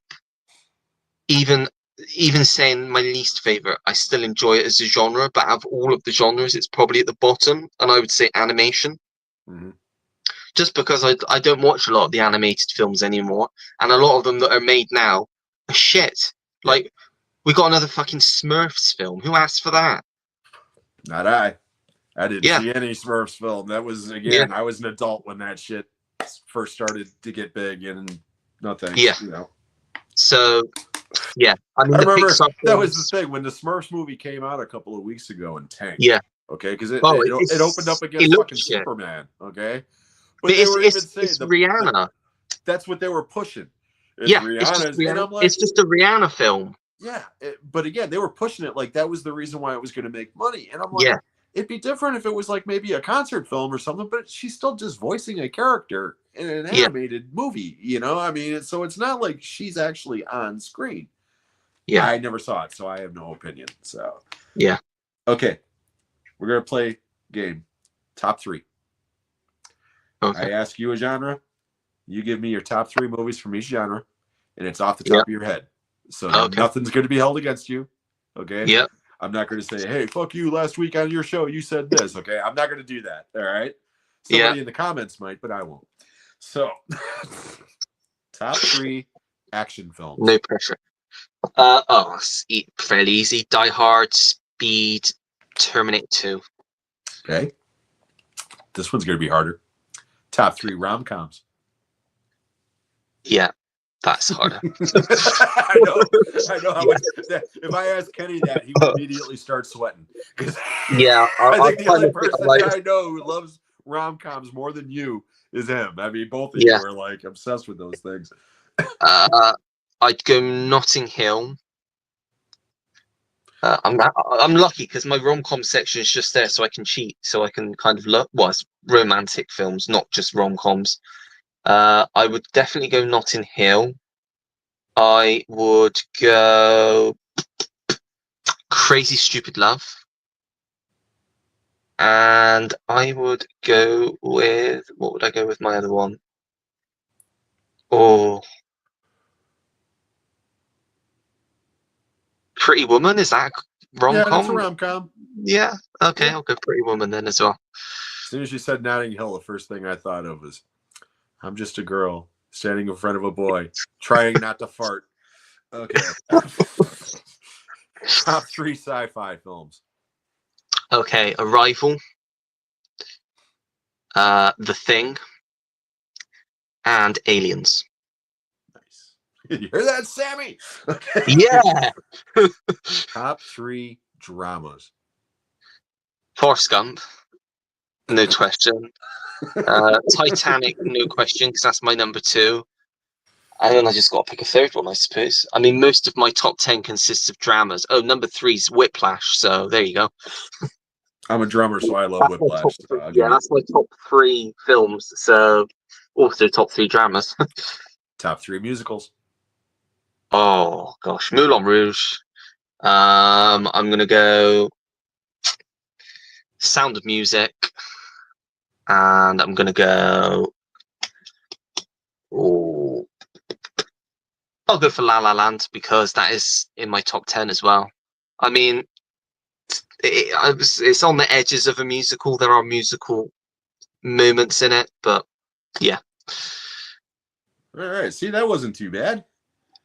I Now, thought I was worrying then. I thought, shit. we're going to do a different game, though, and you're going to be the first one to do this because you Uh, inspired this game. Okay. oh, good. Yeah. You've done a series of videos recently where Yeah. you've compared filmographies of different directors. Yeah. Yeah. That's right. Yeah. Most famously, the two Scott brothers, Oh, Ridley yes. and Tony. And I know Yes. you caught some flack for your take on that. Although Especially from I Roy. agreed. I agree. I told you in the comments. Okay, I Yeah. didn't necessarily agree with your final decision, But but my I reasonings. totally understood where you were coming from, Yeah. and I truly believe that Tony Scott is one of the most underrated directors ever. I mean, he just Yes. is. He was. Or Yeah. was Yeah. rather. Okay. Yeah. Yeah. So bearing that in mind, we're going to play this game called Director versus Director, Okay. where I'm going to give you two directors. You're going to tell me which one you prefer and Yeah. what your favorite film from each would be. Okay. Yeah. Okay. Now the first one, I already know the answer because again, we just mentioned it. But Yeah. some of the people here in the audience haven't seen that video. So we're going to start with Ridley versus Tony Scott. Who do you got? And Tony. why? Yeah. Tony Scott, and it has to be True Romance. Yeah, that's my favorite as well. Yeah. Okay. Martin Scorsese, but it's not against Spielberg because that's what you had. Yeah. Martin Scorsese versus Francis Ford Coppola. Oh, Scorsese every day. Okay. Every day. And I'd go Goodfellas. Okay. Alfred Hitchcock versus Brian De Palma. Oh. And the reason why I brought those two up together is because when De Palma first started, he was mainly considered to be a Hitchcock clone. Yeah. So that's why I put those two together. So I think there has been some De Palma films I've loved, but it's Hitchcock. I mean, I think it's hard to compare Hitchcock. I mean, he's just had some of the best films ever made. So he's one of those titans, no doubt. Yeah. Okay. Let's get to some newer filmmakers because you are a younger man, and I'm sure you're a fan of some of these people. I don't know all of them. How about the Andersons? Wes Anderson versus Paul Thomas Anderson. Oh, I knew that one would be rough. How fucking dare you? I knew that one would get you. I knew that one would get you. Do I have to pick? Yeah, you do. And that doesn't mean that you don't love them both. Okay, I do. That's the problem. Every filmmaker that I have mentioned so far, I love. Okay? Yeah. Not so much these two, but everyone up until this one. Yeah. They're among the giants in my opinion. So again, I get it, but I know you're a big fan of both of these guys. Oh. So that's why I'm saying pick one, because that would be like somebody telling me, okay, Carpenter or Cronenberg. Okay. It's like, well, put a goddamn gun to my head. You know. Yeah. I mean, so here we go. I'm gonna say Wes because although overall, I mean, Boogie Nights and Magnolia would take the wing for the whole of PTA's career because they're just two of my favorite films of all time. I think like There Will Be Blood, The Master, I don't think I thought were as good. Like they're well-made films. Don't get both of them are well-made films, but I just think they were a bit. They weren't like Boogie Nights, Magnolia, and I'd even throw like Licorice Pizza in there because they're all of a similar sort of film. Yeah. So yeah, I'd go Wes because like, I mean, I watched the Royal Tenenbaums for the first time last week and absolutely loved that. And then you've got like Grand Budapest Hotel, which is like Sam, one of my favorite films ever. So yeah, I'd probably just go Wes for that one. Okay. Ari Aster versus Jordan Peele. Oh, Jordan Peele. I can't stand Ari Aster. Oh, okay. I've seen from him is Beau is Afraid, and I thought that was such an obnoxious film. I haven't watched Hereditary. I need to watch that, and I don't think Midsummer interests me. But They're Jordan both Peele, slow burns. They're both yeah, very slow burns. I but think Hereditary's better, but I know yeah, Jody is a big fan of Midsummer. yeah. But I think all three of Jordan Peele's films I've loved. Favorite though, I don't think, did I say a favorite Hitchcock? I didn't, did I? No, you didn't. North by Northwest. Oh, good one. Very good one. Yeah. Yeah, that movie's damn Um, near a comedy. That doesn't. I think it's very yeah, funny, and it it doesn't get. is. Most Yeah, people always talk about how suspenseful it is, and it's like, no, that movie's funny as hell. I mean, it yeah, really is. yeah.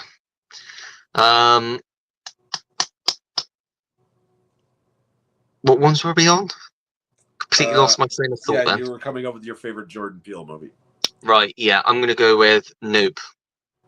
Really? Which, Oh, okay. That's yeah, bit maybe controversial, but I not to love me. I that. like Nope a lot. I like all three Yeah, of his movies, yeah, but I do too. Yeah, a lot of people seem to think the popular opinion rather is that his best movie was his first movie, and every movie yeah, since has been, like yeah, he's going down. And to me, yeah. it's like all three of his movies are apples and oranges. They're all Me different. They're too. all, Yeah, and yeah, I'm a I'm a big fan of Us. Believe it or yeah. not, I've only seen it once, but yeah, just because of how crazy it is. I it mean, is. that Yeah, movie's insane. And yeah, yeah, and Get Out, I'm a huge fan of just because of the performances in that movie are yeah, incredible. So, okay, yeah, I knew the Anderson things would get you. yeah. They did. Okay, real quick before because I wanted to get through a couple of those, but I see Carlos here with his movie face-offs. I always got to give Carlos movies face-offs a little love. Okay, hopefully you've seen these films. I Candyman haven't seen versus the first Hellraiser. two. I haven't Neither seen one? either of them. No. Okay, I'll answer. I'll go with Hellraiser. How about Casino Royale versus True Lies? True Lies. See, those ones are really apples and oranges because Casino Royale to me is the best James Bond movie, and I love that fucking movie. But True Lies is probably my favorite Cameron movie that doesn't have Terminator in the title. Yeah, I'll go with True Lies too. Okay, and Mad Max 2 or The Road Warrior basically versus Waterworld. Oh, I love Mad Max too. Yeah. I think it might be my second favorite after Fury Road. Might even be my favorite. I just love all the characters in that. Just love Road Warrior. Yeah, Just walk away. Walk away now with your lives. Okay, sorry. Couldn't resist. Yeah, I gotta go with the Road Warrior. Love that yeah. movie. True Grit, and I'm assuming he's talking about the remake of True Grit versus Unforgiven. Unforgiven. Yeah, Unforgiven. I've seen the remake of True Grit as well, but Unforgiven. Yeah, Yeah, Unforgiven's a masterpiece. yeah, I like both, but yeah, Unforgiven's a masterpiece. yeah. Thank you, Carlos. The ladies, American History X. Yes, agreed. Great film. Really does a good job of looking at the entire. Yeah, like I said, it's a great film filled with some incredible performances, in my opinion. Speaking of performances, what's a performance that blew you away recently? And I think I know what your answer is because we were kind of talking about it before the show. Yeah, it has to be Amy Madigan in Weapons. Yep. And don't go any further than that. But, yeah. Don't need to say any more than that. Just go and watch the film and you'll see what I mean. Yep. And for me, believe it or not, I'm going to go back to The Life of Chuck with Tom Hiddleston. Even though he doesn't have a lot of dialogue in the movie, he's got a 10-minute dance scene, and I never knew the man could dance. Yeah. And my God, can he dance? He dances like he was born to dance. So, yeah, I'll go with that. That totally came out of nowhere for me. It blew me away. So, thank you. And I couldn't agree more, Carlos. American History X showed how good Edward Furlong could have been if he stayed on track. Absolutely. It's his best performance. Yeah. It's his best performance by far. And he also says, getting back to Gina Carano. Oops, sorry. Gina Carano. Come on, Ollie. You wouldn't push Gina out of your bed. I wouldn't be able to. She's too bloody big. You'd kick your ass if you tried. Yeah. Yeah.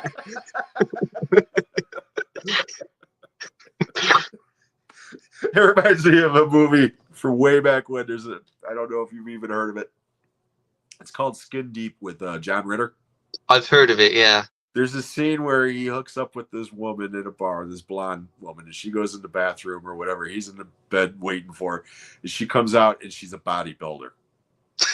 And she's still a beautiful woman, but she literally looks like she could like break him in half. And he's just like, oh my God. And she gets into bed and climbs on top of him. And she goes, so what do you think? And he goes, I think I'm like Mrs. Arnold Schwarzenegger. It's so good. Barry's here. Thank you, Barry. I love Barry. I don't know if he comes over at your channel, but this guy is awesome. He leaves comments, and me and him take the piss out of each other constantly. It's just he's such a great guy. Sean, I love when Marley and Me came out because everyone's spray painted. The dog dies at the end of that bus stop. That's awesome. I can't even finish reading Have you ever seen the film The Skeleton Twins?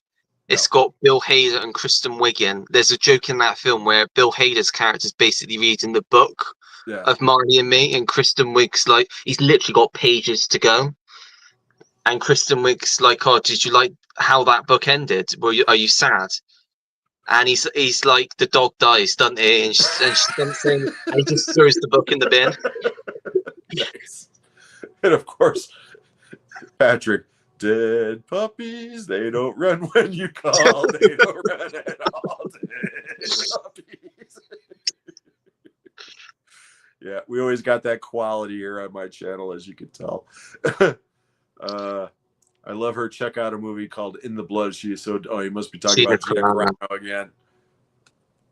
And she was supposed to be good in that. Terror on the Prairie. Yeah, she's supposed to be good in that Soderbergh film Haywire, but I've not seen that. I think she plays like a hit woman or assassin in that. But yeah, she's not bad looking. She's just not a very nice person, and she's not a very good actor. This might be my favorite comment of the day. But yeah, well, oh gosh, Sean, get ready. Sean, Cinephile World Order. Schindler's List and me. Don't kill my dog.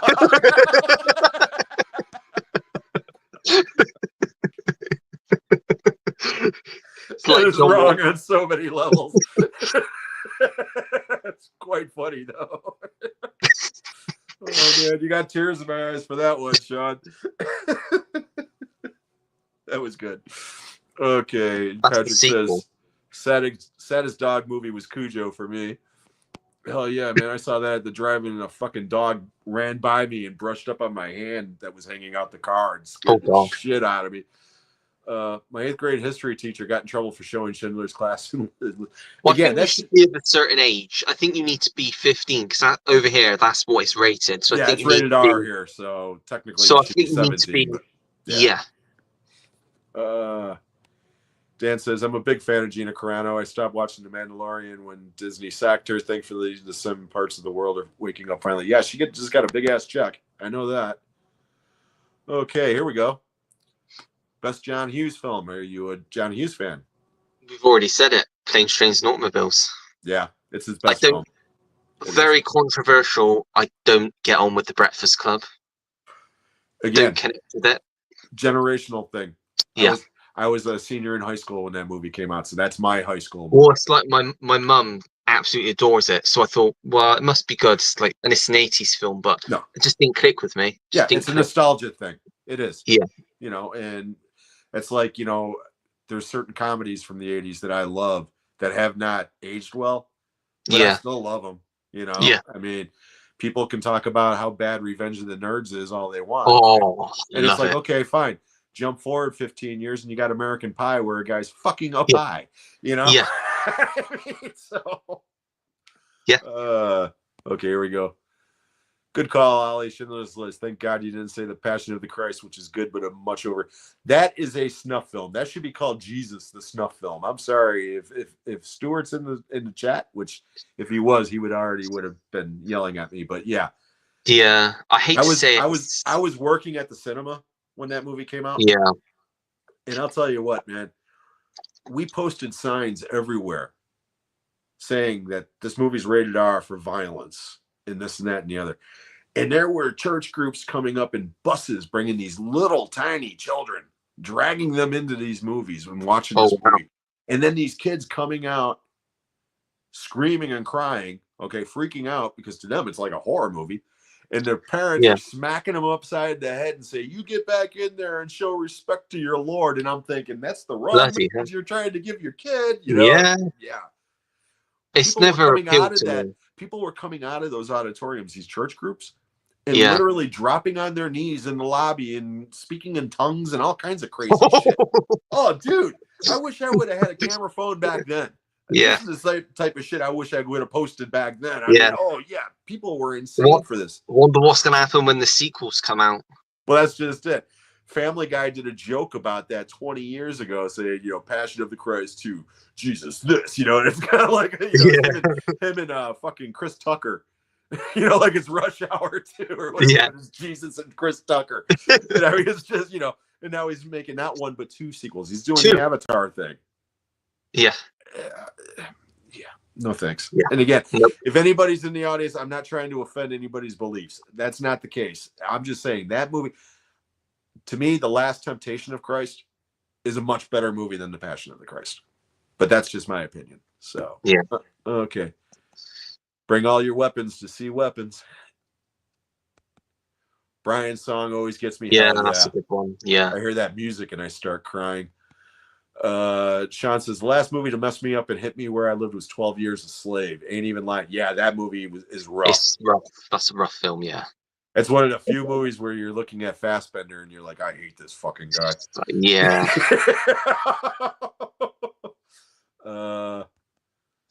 Oh, thank you, Ricky. You're awesome, man. Like I said, I can't wait to get you on here in a couple of weeks, buddy. We're gonna have a good time. And he says the magic of Jim Steinman. He's the one that asked about that musical. Sean says, skipping comments, unsubscribe. Yeah. Come on, man. I finally broke 720. Give me a break. Jim is getting too popular. He needs to go to 3 hours now. No, that's Ollie's deal. Me. That's my job. Yeah, that's my job. 58-year-old kidneys can't take that shit, man. Normally it's like by the 2 hour mark, I'm doing this. All right. Well, yeah. Thanks, everybody. Ari Aster is horrible. Nope was a lot of fun.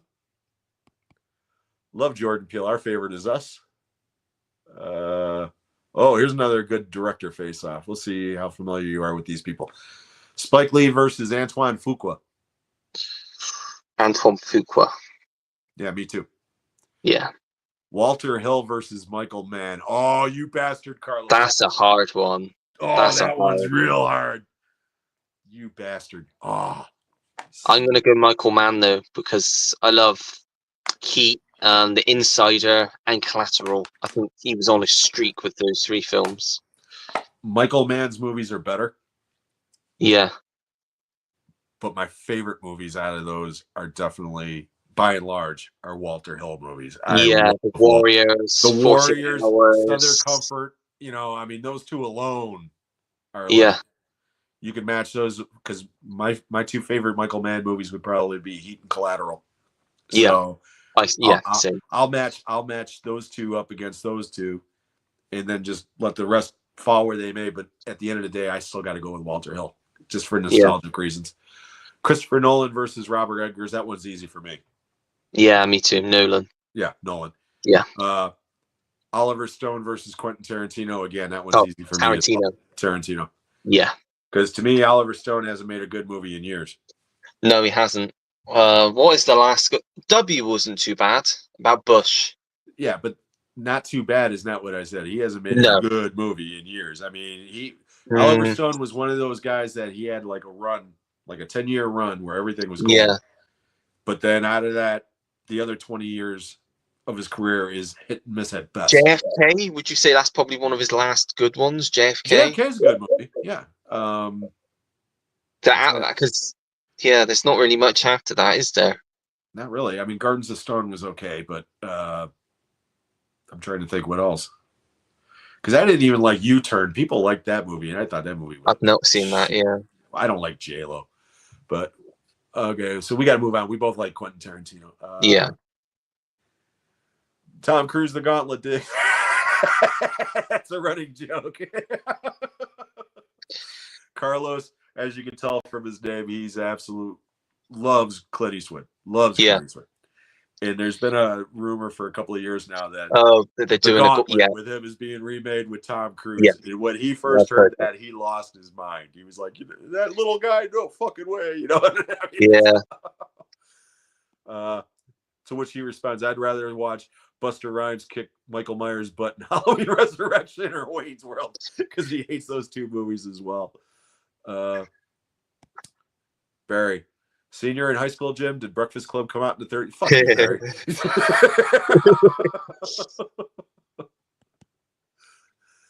There isn't much difference between Clinton. See, this is what Barry does. Wow. Barry's just stirring the shit. That's all he's doing. He's trying to stir the shit. There's a huge difference between them. Adam's here. Hey, Adam, how you doing, buddy? He's great.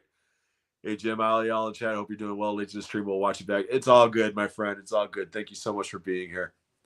Yeah, this one's flying by, no doubt. Oh, yeah. And Carlos, unpopular opinion, I prefer St. Elmo's Fire over The Breakfast Club. Demi over Molly any day. I'll take Demi over Molly any day, but I don't like St. Elmo. St. Elmo's Fire, every character in that movie is unlikable. There you go. That's a Schumacher film, isn't it? Yeah, I hate that fucking movie too. So yeah, there you go. There you go. Okay, since we are coming up on it, we got to keep moving along here. Yep. I kind of know this answer, but I'm gonna go anyways. We're gonna do another top three. Okay. But we're also going to do a bottom three. Right. So, okay. Actors, actresses, and you could mix them up. Okay, men and women if you want. Okay, but who are your top three and your bottom three? So the three, not necessarily the best, but the top three are the three that you will go watch anything that they're in, and the bottom three are three that you won't necessarily not watch it if they're in it, but you kind of lean that way. You know what I mean? Yeah. Yeah. So go ahead. If you need to think about it, go ahead. I would go top three: Jake Gyllenhaal, Meryl Streep, and Liam Neeson. I do that. Okay, I'm interested in the bottom three because I know one of them. Well, there's two definite. One would obviously be Drew Barrymore. That's one of them. Yeah. The other one, Timothy Chalamet. Don't like him. And third, I'll go with Rebel Wilson. Oh, okay.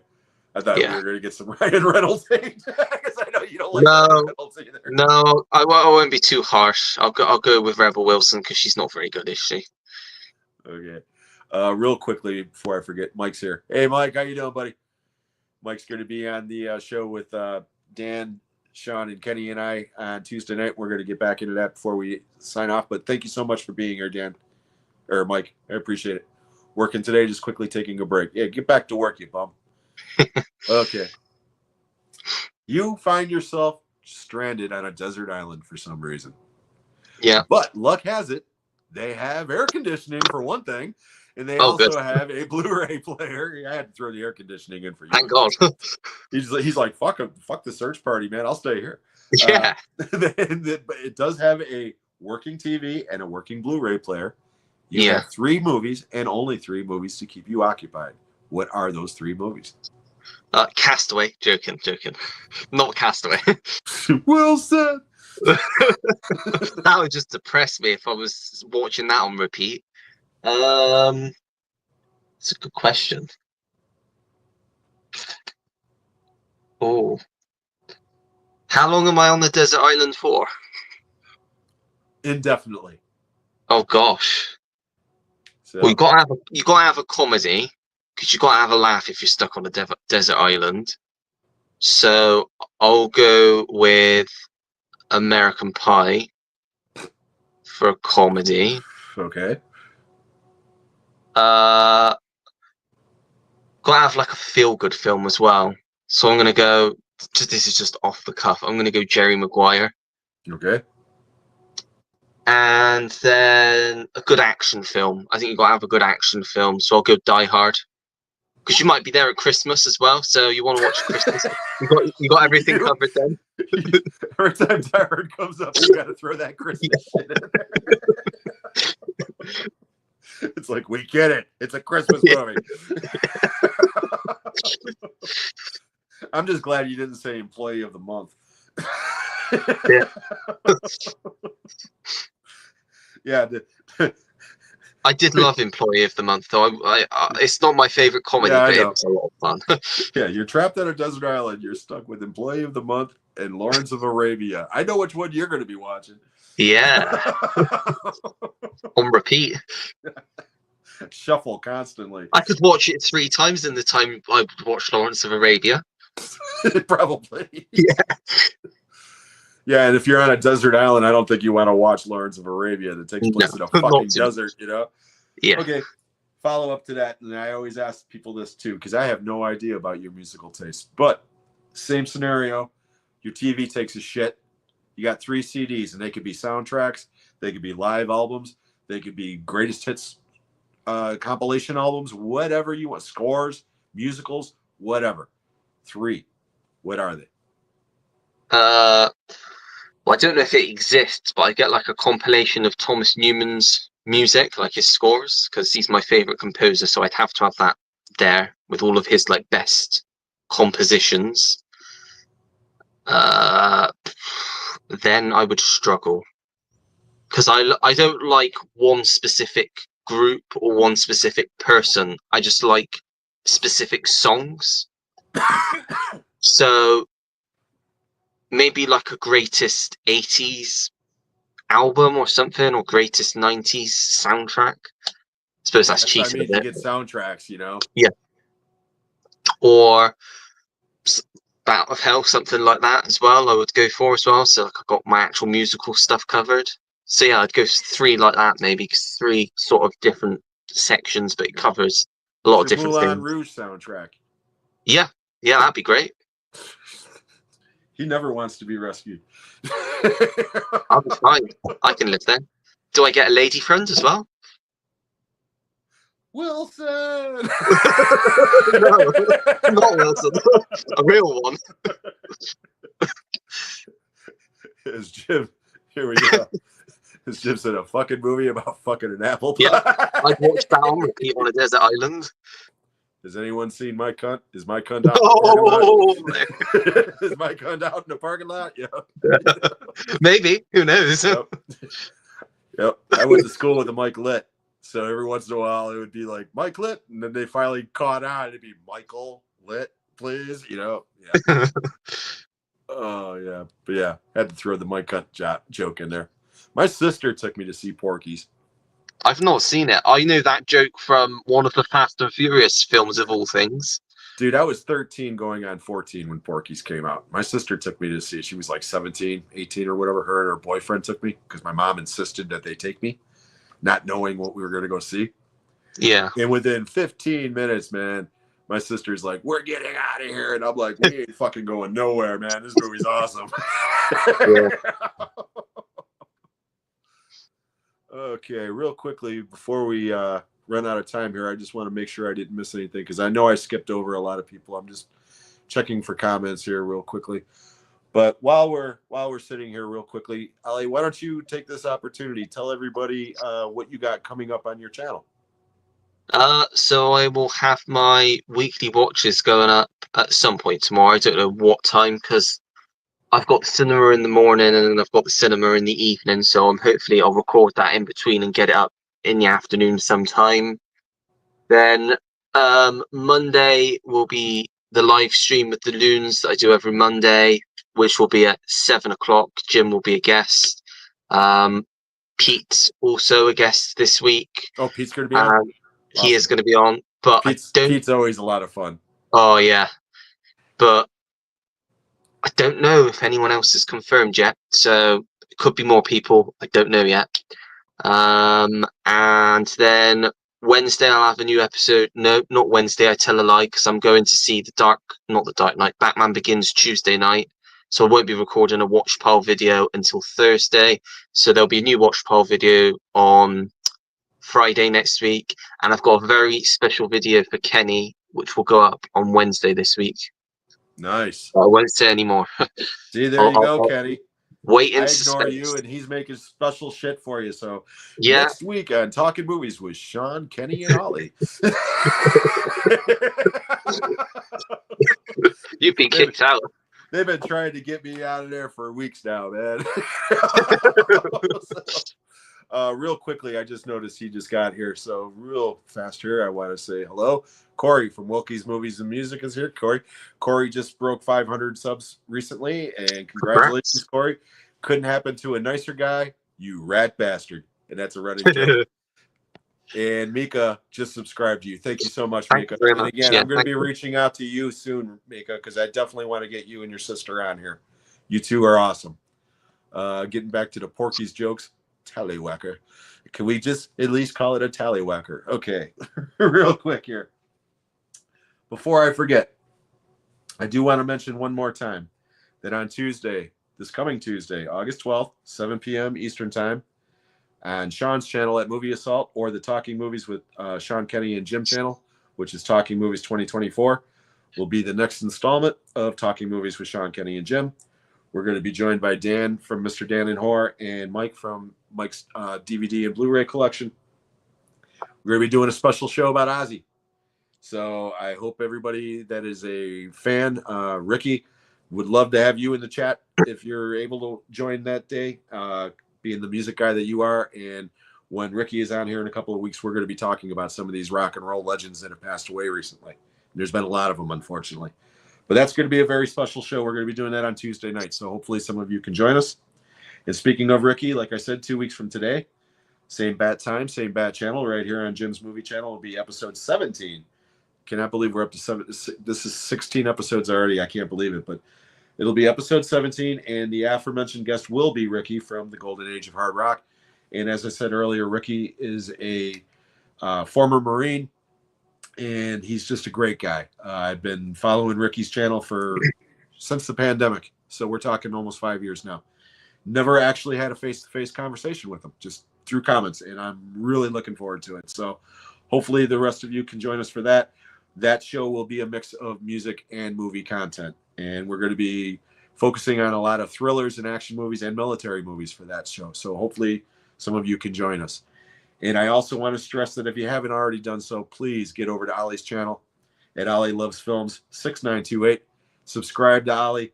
As you can tell from the last 2 hours, he's a great guy. He's got a great channel.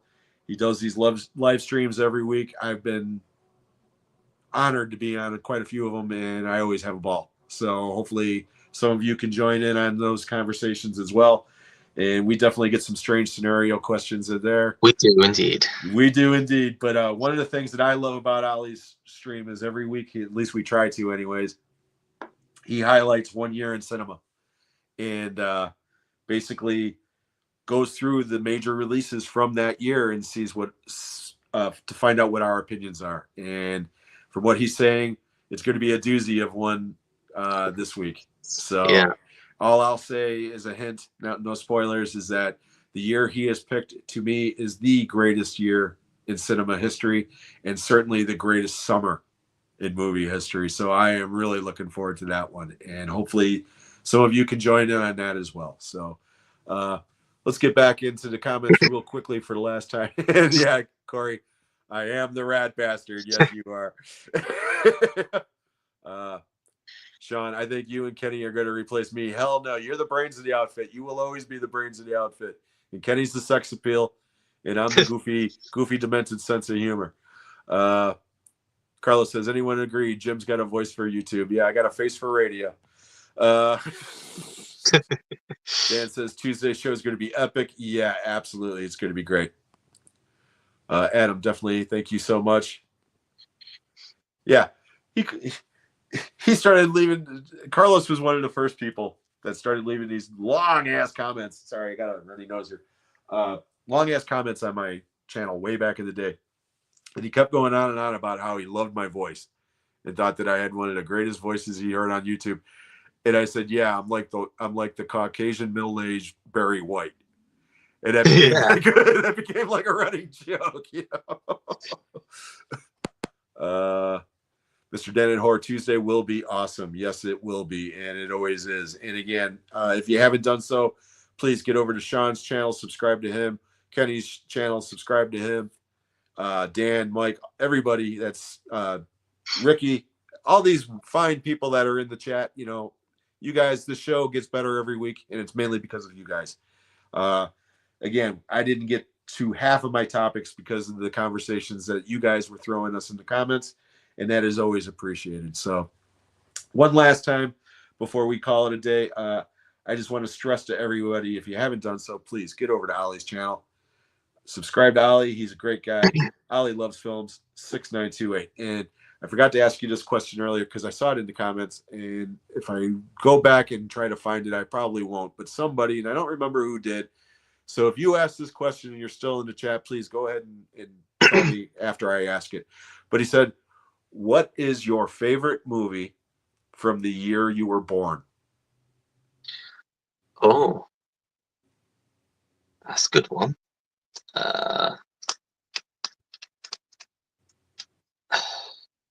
That's a really good question. Yeah, because I kind of got to cheat real quick while you're thinking and jump on my phone and say, hey, what came out in 1967? I think Moulin Rouge was 2001. Otherwise, I would say that.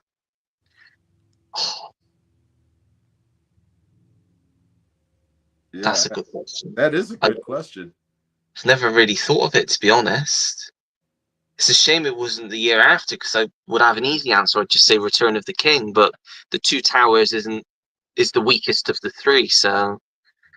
Oh shit, man! I got a rough year. You'd have to ring off some 2002 ones to give me. Before I do that, this is rough for me, man. 1967. Okay, that's the year I was born. Yeah. Without even going to the list, just pull it up on Wikipedia for the headline or whatever. Just at the top of the list, okay?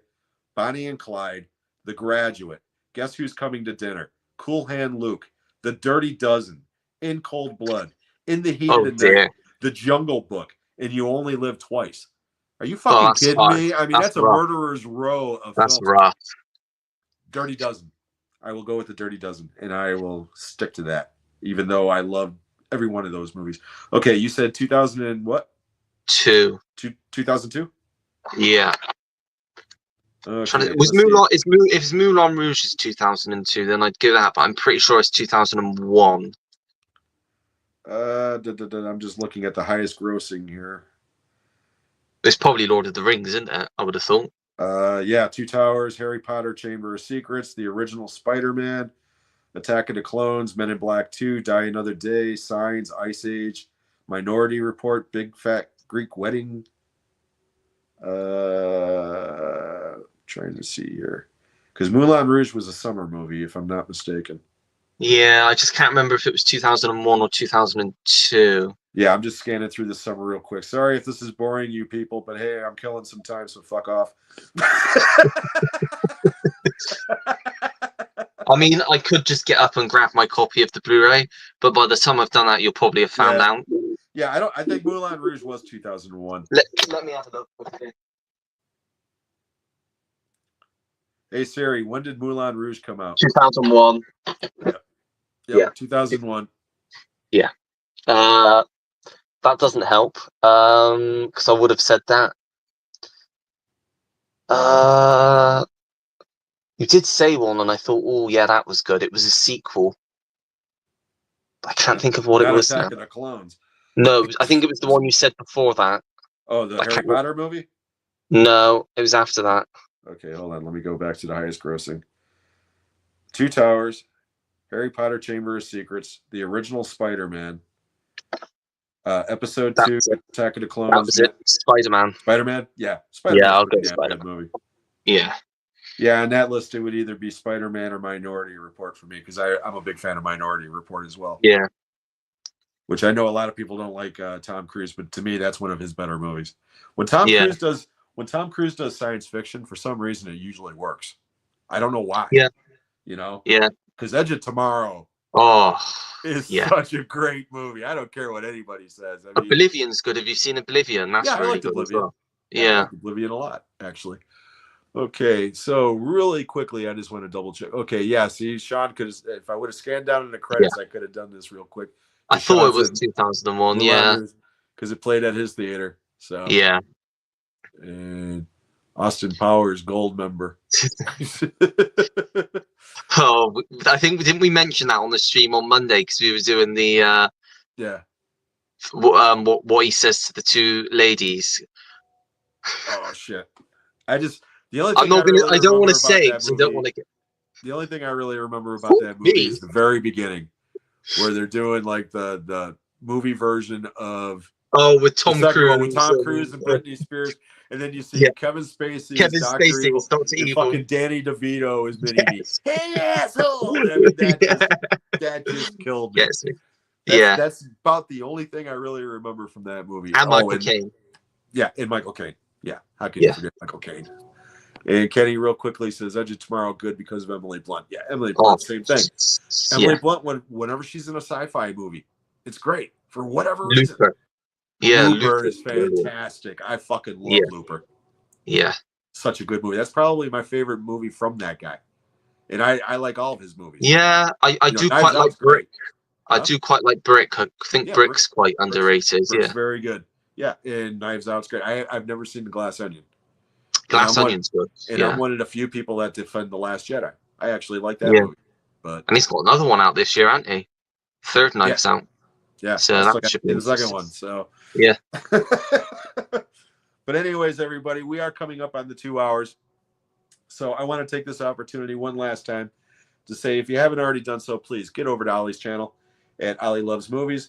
And you can find him at Ollie Loves Films, or Ollie Loves Films, I'm sorry, at Ollie Loves Films 6928. Great guy, great channel, does excellent stuff. He's even doing a special video just for Kenny. I mean, come on now. So, it's just great. And look, here we go. We're getting some subs here. There you go, Alan. Just subscribe to you. Thank you so much. Thank you. Yeah. Alan, Thank you so you're much. awesome. You really are. And Adam, so are you. You're friggin' awesome. Yeah. All you guys in the chat. I can't thank you enough. Like I said earlier, I sound like a broken record, but you guys are what makes this show great every week. If not, I would go through my questions in 5 minutes and me and my guests would just sit here looking at each other. So it's because of you guys that we have a good time. And hopefully you all have a good time watching us. So, and I will answer this for you real quickly. No, Ollie is not on Instagram. But like I said, I've got ways to get a hold of them. And if you're interested in that live stream, Kenny, let me know. And I'll send you the link and we'll go from there. But once again, Ollie, I want to thank you so much for being here. You were a great guest. I knew you would be. And I want to give you an open invitation to come back at a later date if you would be so inclined. Yeah, of course. Yeah. Thanks for having me, Jim. It's been a lot of fun. Awesome. I'm glad to hear it. Like I said, I knew you'd have a good time. Yeah. So it's a lot different when you're the host and the guest. It's very weird. It's very weird. Yeah. Yeah. And like I said, I've had a couple of people on here, like Dan earlier, he was on here and he said the same thing. He was like, normally when I'm doing it, I'm a little bit nervous because I'm running it. He goes, but as a guest, you just kick back and just sit back. Yeah. Yeah. So like I said, this was awesome. And like I said, I'm definitely going to have you back on here again at a later date. Thank you. And your buddy Pete, who's going to be here, see you on Monday, Pete. And yes, Pete will be the European guest next month. I'm trying to keep this tradition of every month doing a European guest the first time and first show of the month, and an American guest the second. This month, and I forgot to bring this up earlier, and I'm gonna ask you about your thoughts on this. It's totally up to you or you guys. My birthday is on the 31st, which is coincidentally Labor Day weekend. I was thinking about doing a special stream on Sunday the 31st, but I didn't want it to come across like, hey, it's my birthday, everybody come online and wish me a happy birthday. That's not the case. Okay. I just love doing this shit. Okay. So I'm thinking about doing a special stream on Sunday the 31st of August. Don't know about the time, don't know about if I'm going to have people on or not, but I was just wondering, you guys in the chat, I'm going to put a poll on my channel and ask, but what do you think? Do you think I should go ahead and do one, or just stick to the every 2 weeks like I normally do? What do you think, Ollie? Yeah, I'd love to see it. I'll be in Spain, but if it's at the right time of the day, like if it's like the time you've done it today, I'll definitely I'll get involved because I won't be doing anything that time of the day. So yeah, no, I would rather go to Spain than to watch me too. So I don't blame you there. That's the thing that gets me. Okay, that you Europeans take for granted. Okay, the idea of going to Spain to me seems like such a exotic type thing to do. Yeah. Whereas to you in Europe, okay, now you in the UK, it's a little bit different. But if you were like in mainland Europe, it's like, oh, it's just a couple of hour drive and I'm in this Yeah. other country. Whereas for me, it's like going to Nebraska. Like, you know what I yeah. mean? You know, it's like I don't want to go to Nebraska. I want to go to Spain. Yeah. So from that standpoint, I am extremely jealous. You know, Yeah. because I've never owned a passport in my life because I've never gone anywhere. You Yeah. know, so yeah. I'll still be doing my streams when I'm away, so can show off the pool and stuff, make everyone get jealous. Yeah, right, prick. But no, like I said, I'll talk to you on Monday. But no, I hope you have a great trip. But yeah, I'm gonna post a poll and hopefully, let's see here real quickly. Let's see here. Pete says, "Fuck yeah, do it. Special one off now and then doesn't hurt." Yeah. Adam says, "Go ahead and do it, Jim. Will be a joy to watch. Thank you so much." And Alan says, "Always go with your gut, Jim. If it feels right." Thank you guys. You guys are awesome. And Sean, do it. Just do it. Just do it. And Kenny says, "Great stream. Awesome job." Yeah, absolutely awesome job. Thank you. So it's not a job, it's an adventure on this channel. It but with is. that, I think we are going to call it a day, everybody. It is after 2 hours, and I do have ladies in my house that I need to attend to. As everybody knows, my life is an open book. I have no life. But, oh, yeah, here we go. Real quick. Spain is about as exotic as Bristol is to you, Jim. Oh, gosh. Great conversation. Thank you, Mika. Okay. On that note, I think we're going to call it a day. But once again, Ollie, thank you so much for being here, my friend. I really enjoyed this conversation. I hope everybody in the chat enjoyed it as well. And again, if you haven't done so, please get over to Ollie's channel right away. Subscribe to him. Show him some love.